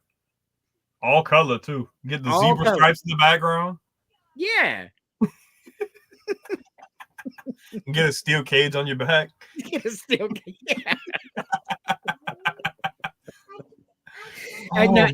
I got it because him and Chris have this rivalry, right? He's got to get Vanderbilt tattooed right behind his ear. Oh, man. Dude, I wish that he would have agreed to that show. I don't even know if we even told James about that. Freaking came up with a show for them too, bro. I made a cool little, quick little intro thing. I'm like, bro, that would have been the perfect show, bro. Hey, Chris Like- and Terry would have been a great show for real. It Oh, really would have. absolutely. Like, I still got that intro on my phone. I never got rid of it. I forgot about it. Hey, Man. look, I still got the graphic. Oh, you do? Yeah. Holding on to it for a rainy day. Hell yeah. Them two, and they always making bets with each other. Like that could be gold right there. And then we just jump on and stoke the fire. Like who's worse, Vanderbilt or UCLA? Then just pop off and watch it happen. UCLA? Who likes UCLA? Terry, that's Terry's team. Oh, shit, Terry. That's bad, bro. Yeah, that really is. You couldn't just like Cal. Oh, here we You go. couldn't just be an Break Aaron away. Rodgers fan. You're He killing low-key me here. He low I mean- key likes USC. They had Kareem Abdul-Jabbar. Yeah. They did. He was Oh, good. That was before he was even alive, but Hey, I will Chris say was- this: USC Chris had is a like big 35 time when killer that on their team. I still think that's a good one. Oh man. No, I know exactly. Well, if it wouldn't be that, I have Chris get a tattoo that says recency bias. Definitely. So the Kareem Abdul-Jabbar I'm talking about is a running back. I wasn't talking about the old Kareem Abdul-Jabbar. I have no Yeah. idea where he went to college. I He think went it was to- UCLA. Yeah, because they went on that crazy freaking streak. It was who With was John the- Wooden? Games or something Yeah, like that. John Wooden. Yeah, that was with Kareem was there. It was Kareem and some other guys. I forget. Yeah, but I was actually talking about the running back. Yeah, see, I forgot about that. He was good though. Oh yeah. Hey, fucking USC had a big time killer at running back. He won a Heisman. That he did. Either that or he could get the Trojan. James could get the USC Trojan on him. Chris has to get a balls tramp stamp. I love it. No. I love it. That would be so funny. Oh my gosh, I would pay to see that. Oh, same. So I don't have Go Vols. I don't have a tramp stamp lower back tattoo. Emily does though. It's not too common with men. No, just no, saying. that's why it would be funny. Get the Tennessee down there. I agree with Terry 100%. If Chris loses this contest, Go he has Vols. to get the big block T on his lower back. Go Vols. Hell yeah. Get it out Just and get put the like Rocky big Top. block T and then Rocky Mountain. Oh, Rocky Top. Yeah. Rocky Top, that's it. I would die. I would die. Chris would disappear like Kenny did that time. Oh, we wouldn't see him for he'd leave the freaking chat, dog. Like Yeah, he literally. would be in better he would have to go into witness protection. He would. Oh, Hunter's coming for him on that one, bro. He found out he got a Tennessee tattoo. Hunter go come for him. Oh yeah, definitely.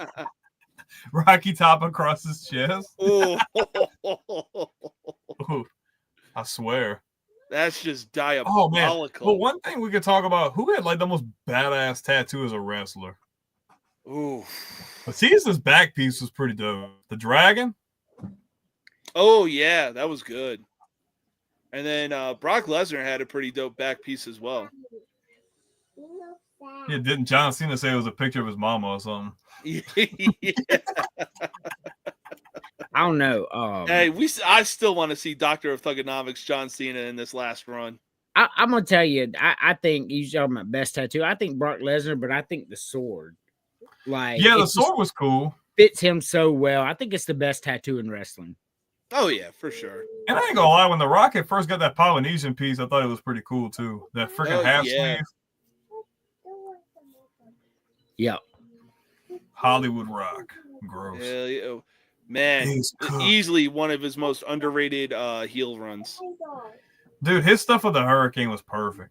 Oh my god! Like Oh, you the hamburger? know, they were just That's what you dying gonna of get- laughter. You gonna get the Rock some chicken McNuggets?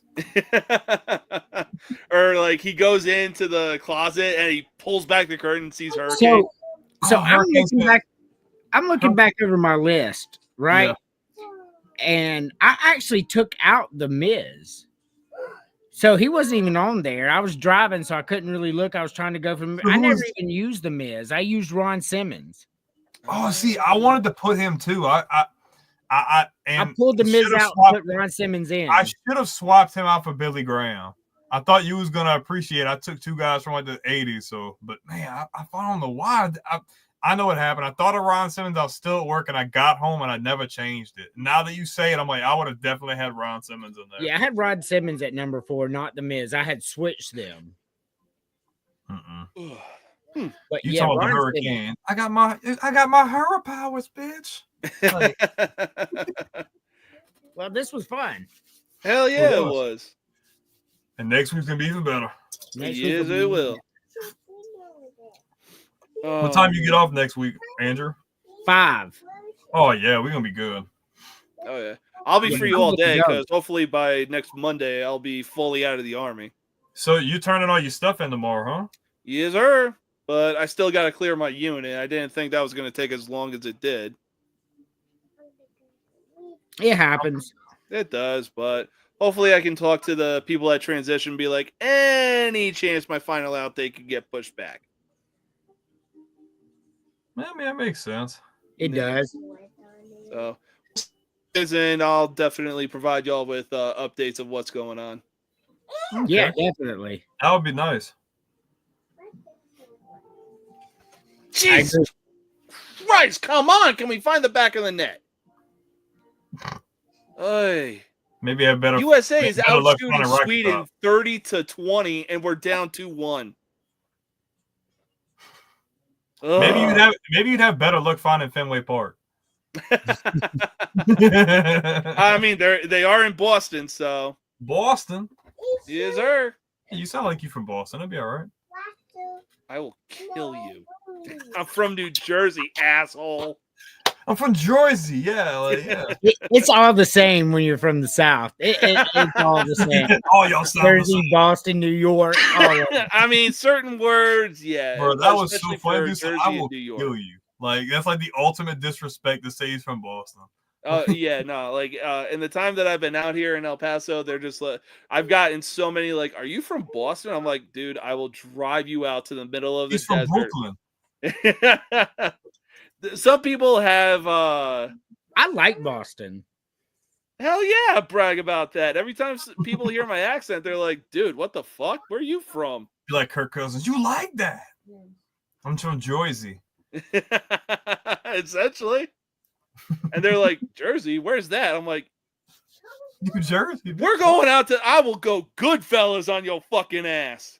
Damn, bro. Don't escalate it that fast. It's just hard to find that tiny little state up there. You know what I'm saying? Nah, that's tiny in states are like Pennsylvania, New York. Maryland, Connecticut. Maine, all the Maryland, all the. They're all the same. Yeah, Rhode Island. It's all the same. He's like, no, indeed. And down here, we're like, nah, dude, we got all this space in between, bro. What you mean? Essentially. We were in all of those states last year, every single one of them. Nice. Go. On our trip, 24-hour drive home, 23 and a half hours. Oh no. Most I've done is like 9.5, and that was from San Francisco to Oregon. Nope, it was 23 and a half hours home. God damn. I'm surprised, bro. Like, where you live ain't really that far. 10 hours, almost 11 hours. Yep. That's not that bad. I can do that. That's not bad. No, we're actually making a trip to your neck of the woods. I don't know. Is that the May vacation? So in May, we're coming to New Orleans. Yeah, we can Oh, figure hell something yeah. out, sure. We might have to try to do like a live stream or something. Like, Yeah. because when are you ever going to get the chance to do anything like that? At least now, until everything blows up, you know? Yeah. Correct. I mean, we go see James too, but I don't want my family murdered in Chicago. So I think he's more of a Cali guy. Nah, Yeah.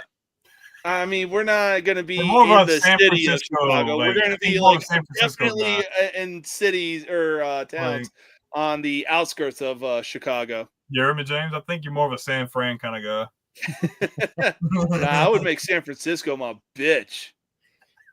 I mean, all the homeless there. Nah, I'm finna pass. I mean, I was in San Francisco, and it was like I hit one street corner, it smells like weed. I hit another street corner, there's like liquor stores for days, and then it was just a repeating process. I see James more of a Denver guy. Or Idaho. Yeah, I can see Somewhere Idaho. in that Mountain West region. Yeah. No, definitely some places over there that I would consider living, but I mean, the could wife do- and if you I could do got friends and Chicago, you family go- out in Chicago, so If you go and to we're Chicago, familiar you could with do it. Portland. I tell you, James lives in a secure place because he's doing a podcast with the blinds open. He's not worried about some hillbilly coming up and like getting in his window. Nah, because like, hey, if somebody were to try to come in, it's like you're not trapped in here with me, or I'm not trapped in here with you. You're trapped in here with me.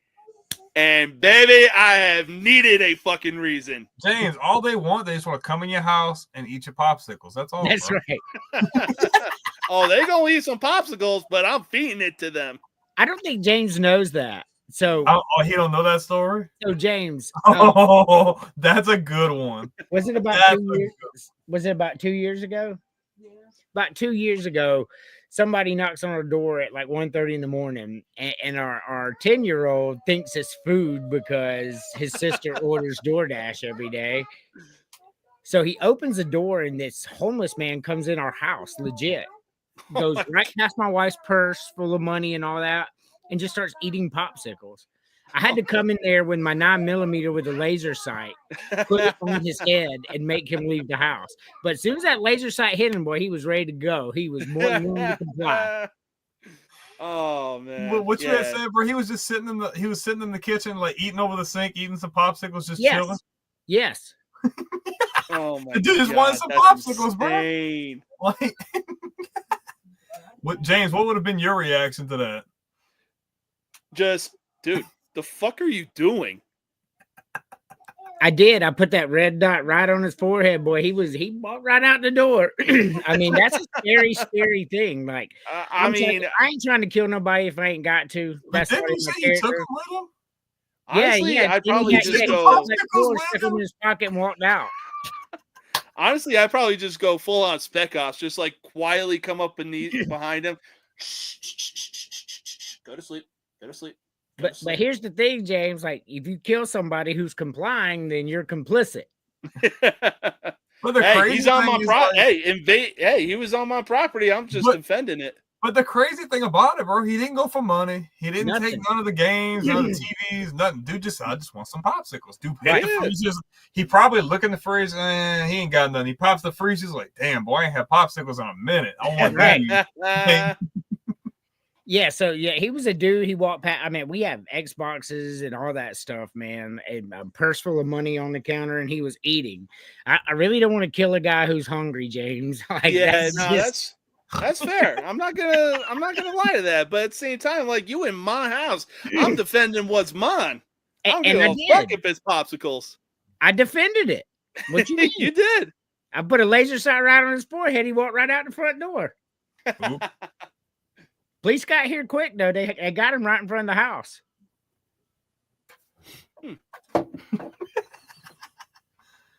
That's funny. Jay ain't gonna choke out somebody. He's just a hungry dude. He's just hungry, bro. You hungry in my house? Hey, in my house? You're on my property. You know something, though? James, you know what, though? If he would have been going for them Uncrustables, it wouldn't have went like that. Oh, you Andrew would have killed the dude over there. Now it's really hands. He would have killed dude over the Uncrustables, bro. If I had walked in there, he's just eating my Uncrustable. Like, hey, bro, you done crossed the line. He would see straight red, dog. He wouldn't even thought about the freaking laser. He'd be like, no, I'm popping you, bro. Hey, no, it's like that meme and his of luck the will be the dude last eating the one. chicken nuggets. Guy breaks into my house and he sees me at at the table. What's up? Nugget? He would have killed dude over them Uncrustables, bro. It'd been the last one. He just saw red. Well, yeah, if you eating my food, then hey, like at least ask. Then until then, it's like, no, you go down, bitch. It would have been the strawberry jelly. Them strawberry Uncrustables, they pop, but I eat 2 every single night. Meaningless loss anyway. So hey, you can ask Emily. Nah, he likes grape. No, I don't eat that grape one. No. I do like grape. I ain't ashamed to admit it. He could have ate all the great ones. Hey, bro, I'll take it out for you. Hey, just take it. Dude, he walks in and the box is like empty, like hanging off the counter, and there's just wrappers on the floor, and he sees him take a bite. He's like, "It's the last one." I know you didn't. Look, I love some Uncrustables. I ain't gonna lie; those things are good. Hell yeah. Be serious, bro. It's like, he ain't killing you over popsicles, but you grab that Uncrustable, you gonna take 2 in the knees. Hell yeah. You gonna feel that, and you gonna spit that shit out. No worries. We'll see you in the finals, Canada.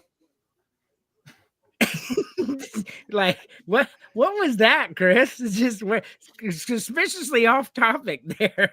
Oh, you called him Chris? Finals, Canada. Like, what's going on? No, so I got USA versus Sweden on, and USA already secured a spot in the championship game, but USA was also playing Sweden in Boston. So I'm like, oh hell yeah, we're gonna go through Sweden the same way we went through Finland and fucking Canada. Let's get it. Unfortunately, USA lost 2-1. He called you Chris like how you called me Chris last week. Yeah.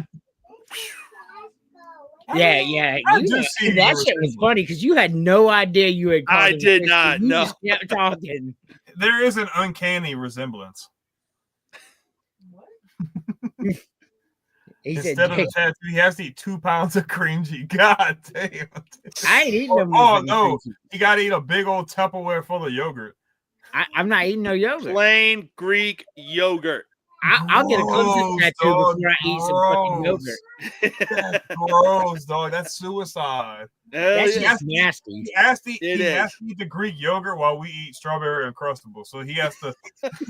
Hell, hey, I'll have some vanilla Greek yogurt. It's good. That's That's like his disgusting. nemesis. That's like his nemesis, bro. Him and yogurt don't get along, dog. That shit Oh, shit. nasty. Nasty. I'll tell you the story one day of my buddy Thomas eating his. So we used to bring lunch. Like I'd bring it, then Thomas bring it, and one day we go to lunch at 2 a.m. Right? We go to lunch at. Hold on a second. Oh boy. Mixed with smoke. Oh, bro. Like, what is wrong with you, Terry? That's diabolical. That's horrible. You might as well just be eating straight sour cream by itself. Like, what are we doing? Like, ew. I mean, hey, look, if the green cheese is mixed in with the salmon as far as sushi goes, and yeah. Look, I love sushi. No, what you were saying about bringing lunch? So we would all bring lunch, right? And then, like I'd cook a lasagna, he make burgers. You know, we bring lunch. And then one day I go at 2 o'clock in the morning. We work third shift. I come in there and this dude slides me a 4-pack of yogurt. I just looked at it, and Emily knows Thomas, so I just looked at it. And y'all prepare. This is the Villain Media Network, so if y'all get offended, this is on y'all.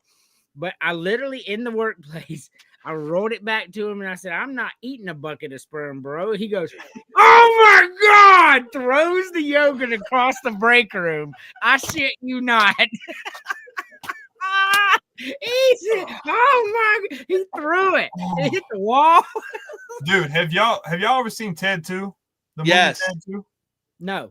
Yes. Okay, well, I'm not gonna completely spoil it, Andrew, but they have a scene. So it's Well, literally I'm a not scene. watching that trash. Okay, but there's literally a scene in the movie that's literally like that. So somebody's trying to get somebody pregnant, and Mark Wahlberg is like one of the protagonists. He's like, I'll donate my sperm so your girlfriend can get pregnant or whatever.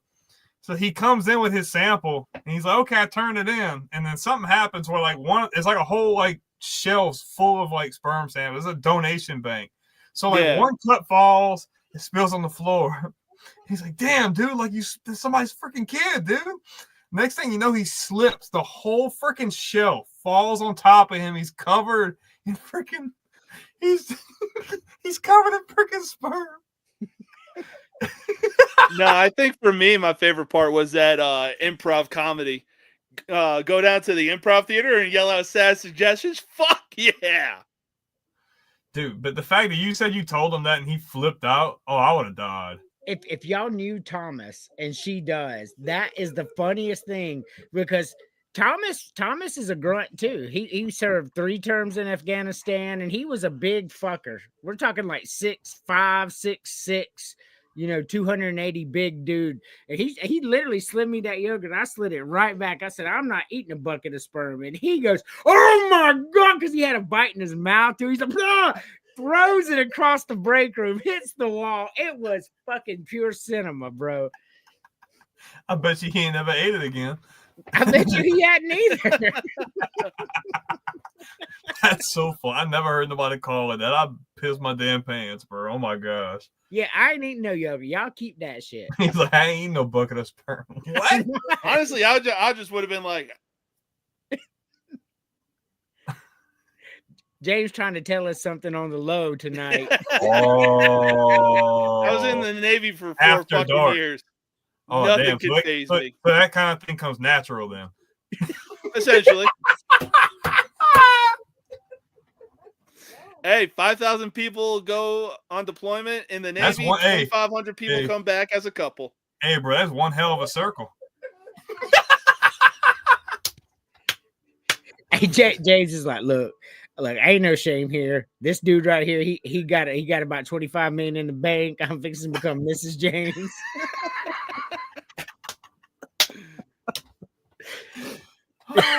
I didn't want to hear 3 years later get a divorce. Dude, like, the divorce here, and the dude's like, "Why'd you divorce Jay?" He said, "He wouldn't sleep with me. He just kept screaming, 'Go USA!'" He just kept saying, "Fuck those maple syrup sucking bitches." Like, what does that mean? Like He 3 never weeks gets later, any he's like, attention. 3 weeks after James, he's like, "I'm done with this shit. Get out." Straight annulment. He's a Notre Dame fan. I can't stand him. James will just start going on. You know the Titans are going to win the South.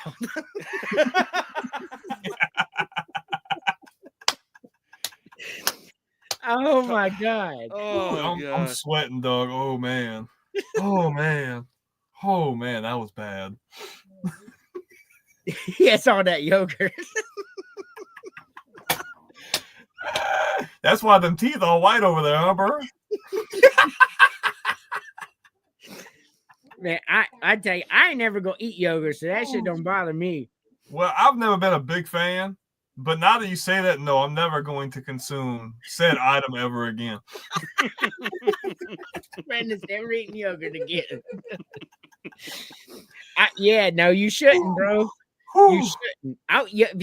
If y'all knew Thomas and y'all could have been there that night, man, that shit. I mean, that was perfect. Like it just could not have, because as soon as he slid it to me, like, you know, I'm funny anyway, and I'm quick witted. So he sent it to me, and like literally, I'm angry. I'm like, this is my fucking lunch. No, bro, you eat your bowl of sperm. I'm not eating it. I mean, like, that's disgusting. You're offering me, dude. I brought lasagna last night, bro. You're sliding me yogurt. Keep it. He's like, bro, why you just go to aisle 2 and just get me some Vienna sausages for all that? Like, Right. Give me some sausage and crackers, bro. We good. I mean, I'm eating that before I am yogurt. oh shit, that was whoo. Like, Hey, think about James, it. You're thinking, you know what? You ruined it for me, so I'm gonna ruin it for you. Like, that I will tell you, man. Like, we had Tim, AC Hush. If y'all don't know Tim, but Tim was a very large hillbilly, never took a shower type of guy. And he wanted in on this lunch thing, so like we just like whatever. So like he would just bring stuff from restaurants, which is good with us because I'm not eating shit out of nobody's house. I'm just not doing it. And he brought Little Caesars pizza one night, and AC and Thomas and Tim made it to the break room before me. So I walk in the break room, and Thomas is eating this Little Caesars pizza, right? And Jamal goes, "Is that the pizza that's been on top of the fridge all night?" And Tim goes, "Yeah, I put it up there." And Tom's like, "You didn't even put it in the fridge!" Like, it was hilarious. I'm like, "I'm not eating that shit." I've just been sitting out getting hot and shit. Like, oh man. Yeah, and we're talking like 5 hours. Dude, I used to work at CarMax, and we had our own area, but they had a break room in between where the technicians worked and where the salespeople were. And it was like every Friday or so, because they work Saturdays and we didn't. So every Friday they go to like Papa John's, or they'd order like 20 boxes. And they get it like early in the afternoon, it would sit all day, and then you go in there, like get off at 5 o'clock, and there's like 8 boxes left. I'm like, so nobody ate the shit. So I'm like, okay, whatever. So I'll take me a few, I don't care. So I come back Monday, dog. The pizza's still there, bro. Like 4 days later, like, what are y'all doing, bro? And I know somebody's sticking their hands in there, like, who eating that old ass pizza, bro? Like, what's going on? So I'm gonna tell y'all a true story. I'm not gonna tell you where it happened. I'm not gonna get into any of that. But I had a guy that worked for me, but he was the boss of the other people, right? That's how the hierarchy worked.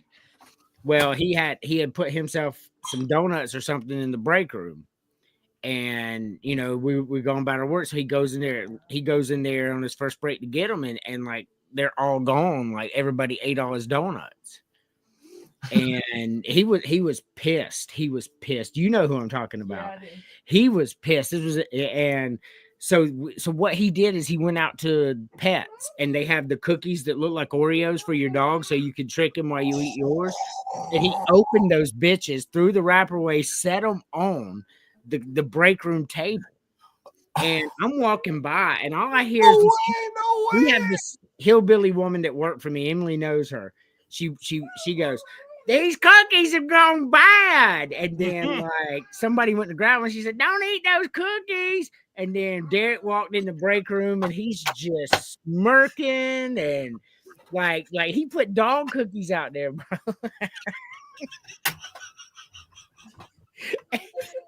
Oh, I'm hurting, bro. I'm hot. I'm hot. Like that's funny. How many did they eat? Did they eat a good bit of them, or there were 4 gone, which means 4 people took at least one bite of this cookie.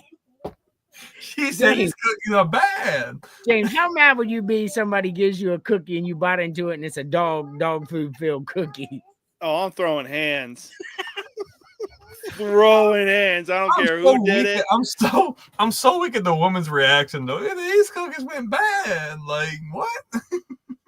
Look, what if you bite into a mayonnaise filled donut? Oh, I'm definitely fighting. That's fighting, dog. That's fighting, dog. I don't fight for much, but that's fighting, dog. Mm-hmm. You mean to tell me I got a glazed donut, I bite in it, it's just freaking mayonnaise? Who am I, Will Levis? Like, what's going on? I was gonna say Chris would probably would probably enjoy it because his favorite quarterback likes mayonnaise. Oh, he definitely get a hard on for that. What? Put yogurt in it. Oh, gross. A sour cream filled donut. You just bite into it. Oh, that's more like a cream pie. Oh, hell yeah. There's a whole new definition of cream pie. But I'm with Brandon on this, yo. For real. If I bite into a mayonnaise filled donut, like somebody is catching hands. I promise you. Oh, they ain't catching hands. They're catching all the hands. Mm-hmm. Like, somebody's gonna dime because I'm gonna start shaking people until you tell me who did it. And then I'm gonna feed you said donut that you gave me. Yeah. You're gonna taste this freaking horrible monstrosity. You're gonna eat the whole donut right now. I just biting into a dog cookie. I could. So I've known James for a while now, and I could just imagine somebody giving him a dog food cookie. He'd bite and he'd be like, "What the is this?" Especially, could you imagine you bite into something and somebody's laughing? So I'm gonna break a story out from my childhood. So my brother and he had a couple buddies over, right? And they were Chiba, and they were just super stoned. Like I'm like 9, right? And that would make my brother about what, 16? So because they're older than me. So him and his buddies are there high. I'm 9 years old. It's like 2 a.m, right? Summertime. And they asked me to go make them some food. We're all playing Sega, right? And they had just, I guess, rode around the neighborhood, smoked weed, come back. We all played Sega together. Madden 95 or something. No, I was younger than that. Anyway, we were playing some kind of game. It might have been Mario Golf. I don't know. And I might have been a little older than that. I might have been about 12, but I was young. And I didn't want to do it, right? So I went down and I made some cinnamon sugar toast, right? And I buttered the toast. I toasted it. I put cinnamon sugar on it. I took it up. That's all I did to it. Legit. All I did to it. But I'm mad. So I give them the toast. And they're all on their second piece now. And I just start giggling. And they're looking at me. I'm like, and they're like, "What'd you do?" I said, but they stood up. Keep in mind, I'm like 10, 11. And these guys are like 3 16-year-olds. They all stand up mad. I'm like, whoa, hold on. So what happened? Nothing. Like I told them I was joking, but I was just mad. So I waited for they eating, and I just started. So they think you put some in there, like a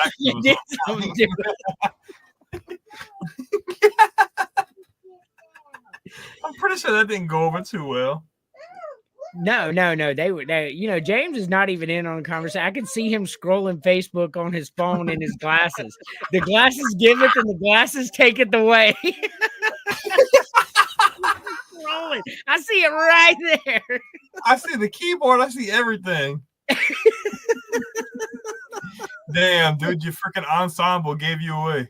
Yeah, he sure did. Hey, no fucks given. He's like, I can go on Facebook. He's like, this shit's boring as fuck. Like, I don't give a fuck about Cinnamon Toast Crunch.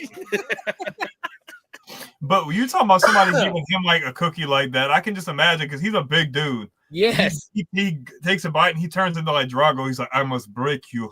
that's right. We'll see him on the news. Man throws man through wall for feeding him dog cookie. Oh my god, man! Look, I got some story. We got to do a show about stories of childhood Story past, time. bro, because I and my friend JD who comes on the show, you know him, James. He's in the Army currently. Yeah. Like him and I, we were the ones that did most of this dumb shit. Like it was fun. We did it on Villains one day. Remember, we started going about some of the dumb shit we did in the past, bro. Like I don't know how we didn't get arrested. I mean, I guess because we were kids, but oh my god, he was knocking on people's doors, man. We were kids like 8, and they'd open the door. He's like, "Yeah, we're collecting money for charity and stuff." Oh my god. Oh, dog, y'all going to jail, dog. Slammed the door in his face. It was great. Oh, he got bit by a wiener dog one time. We were getting chased. That shit was hilarious. Bit him right on the ass too, bro. Wait till he comes back on. I'm gonna bring that back up. That shit was funny. Oh man. Yeah, All that right. needs to be a Well, show. I got an early morning tomorrow, so I got to get going. All right, man. All right, deuces. Oh man. Oh Lord. Great show, y'all. Oh, He didn't even man. hit the outro. He just bounced out. He's the host of the show. How irresponsible of you, sir. He's like, I'm the host, fuck it. Y'all figure it out. Y'all figure it out. That shit was funny. I looked up in his glasses and I And you see seen the phone? Facebook, and he's just Because every time I kept looking, I'm like, dog, like, he's literally just looking. Like, I'm like, dog, are you even listening? Like, right. He wasn't interacting at all. He was wanting to go. whew, but that was good. That was What? fun. Oh Lord, that was good.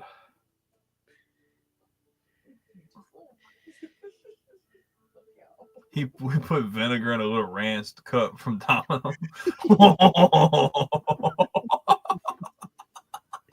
That's dirty, bro. I remember, I don't know how much all we staying on, but I remember I was working with a buddy in a machine shop, and we had this place in town called Cajun Potato. It was pretty much like a place you can go and get a loaded potato, like all these different kinds. And it was like me, my buddy, our boss, and like 2 other guys. And they had there was a prank my friend did. He you know how they have like the big salt shaker, like you could flip or whatever? Yeah. He like loosened it substantially, thinking that the other guy Reese was gonna grab it. So like, all right, Reese is gonna grab it. Well, our boss Nick ended up grabbing it, and Nick's like, get ready to freaking do it. I guess his intuition's like, nah, you know, I don't need black pepper. Then dude Reese picks it up, goes to do it, and the entire freaking pepper thing just fills his freaking potato, like completely gone, like can't even eat it. Whole thing of black pepper, dog. Like he's like, well, that's $10 down the freaking drain. Thanks, bro. Yeah, you're done at that point. Whew. But yeah, we can make a sideshow out of that though. That'd be fun. Because I got stories too. So We really should. So something else that I don't know if I told you yet. Emily knows. I think I told you. So Thursday night Villains will be going more away from like sports until like the full-on March Madness hits, and then it'll probably be a big lull until football comes back around. To be honest, we'll throw in a little baseball here and there, but with the Dodgers who they are. So Thursday night Villains is going to become like this week. We're going to do top 10 villains of baseball, top 10 villains of basketball, stuff like that. And then the week after that, we can do, childhood memories, where we just tell funny stories or how to like Thursday. That's what Thursday is going to be about, really, honestly, until college football comes back around. Because I'm looking, the numbers. We're talking a lot about college football because I like to talk about, but the feedback's not good because people's heart isn't in college football right now. Okay, that's cool, man. So that I feel like that'll be something. Then we could just do something every Thursday. If you can ever hop on, any shows that you want to do, you just let me know what week and we'll hold the subject for that week. Okay, that's cool with me. I mean, I'm not opposed to that.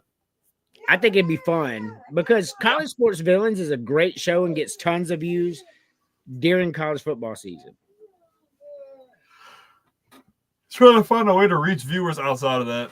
Yeah. 80s movies are going to be one of the subjects too. But I guess we'll go. I'm going to cook me some dinner I haven't eaten yet. Oh, so, good.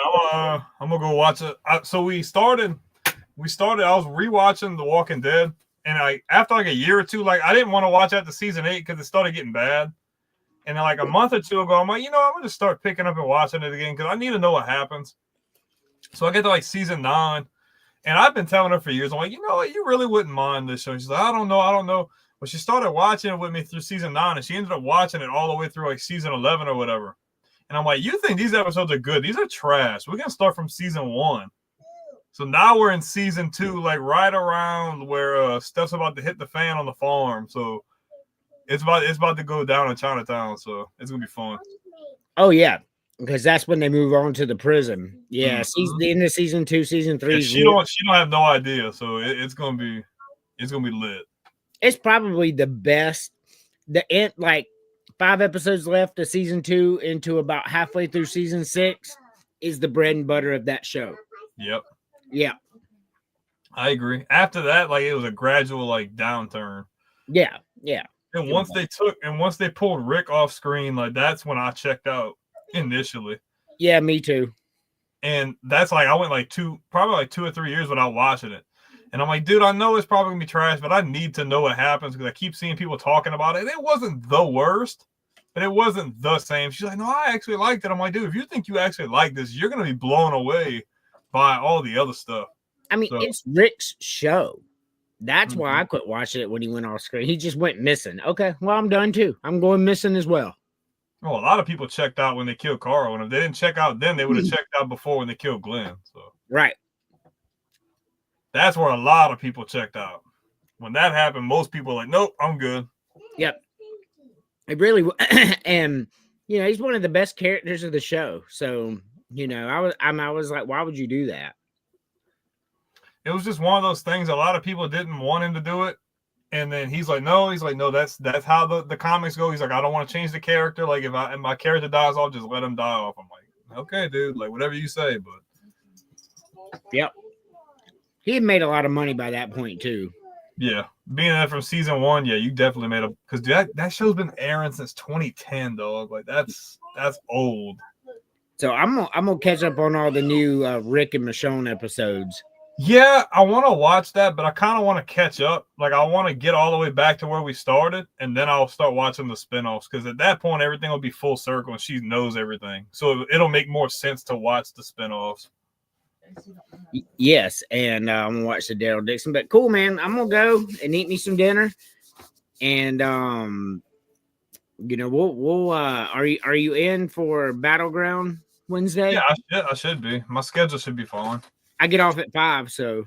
Okay, well, yeah, I should be fine. If something changes, I'll let you know. But you're still good for tomorrow night to talk to what's it called? Yes. Okay. Just kind of see where his head's at. I think we should be a go on that, but I guess we'll see what he has to say. So, all right, everybody. Thank you for watching. We will see you next week.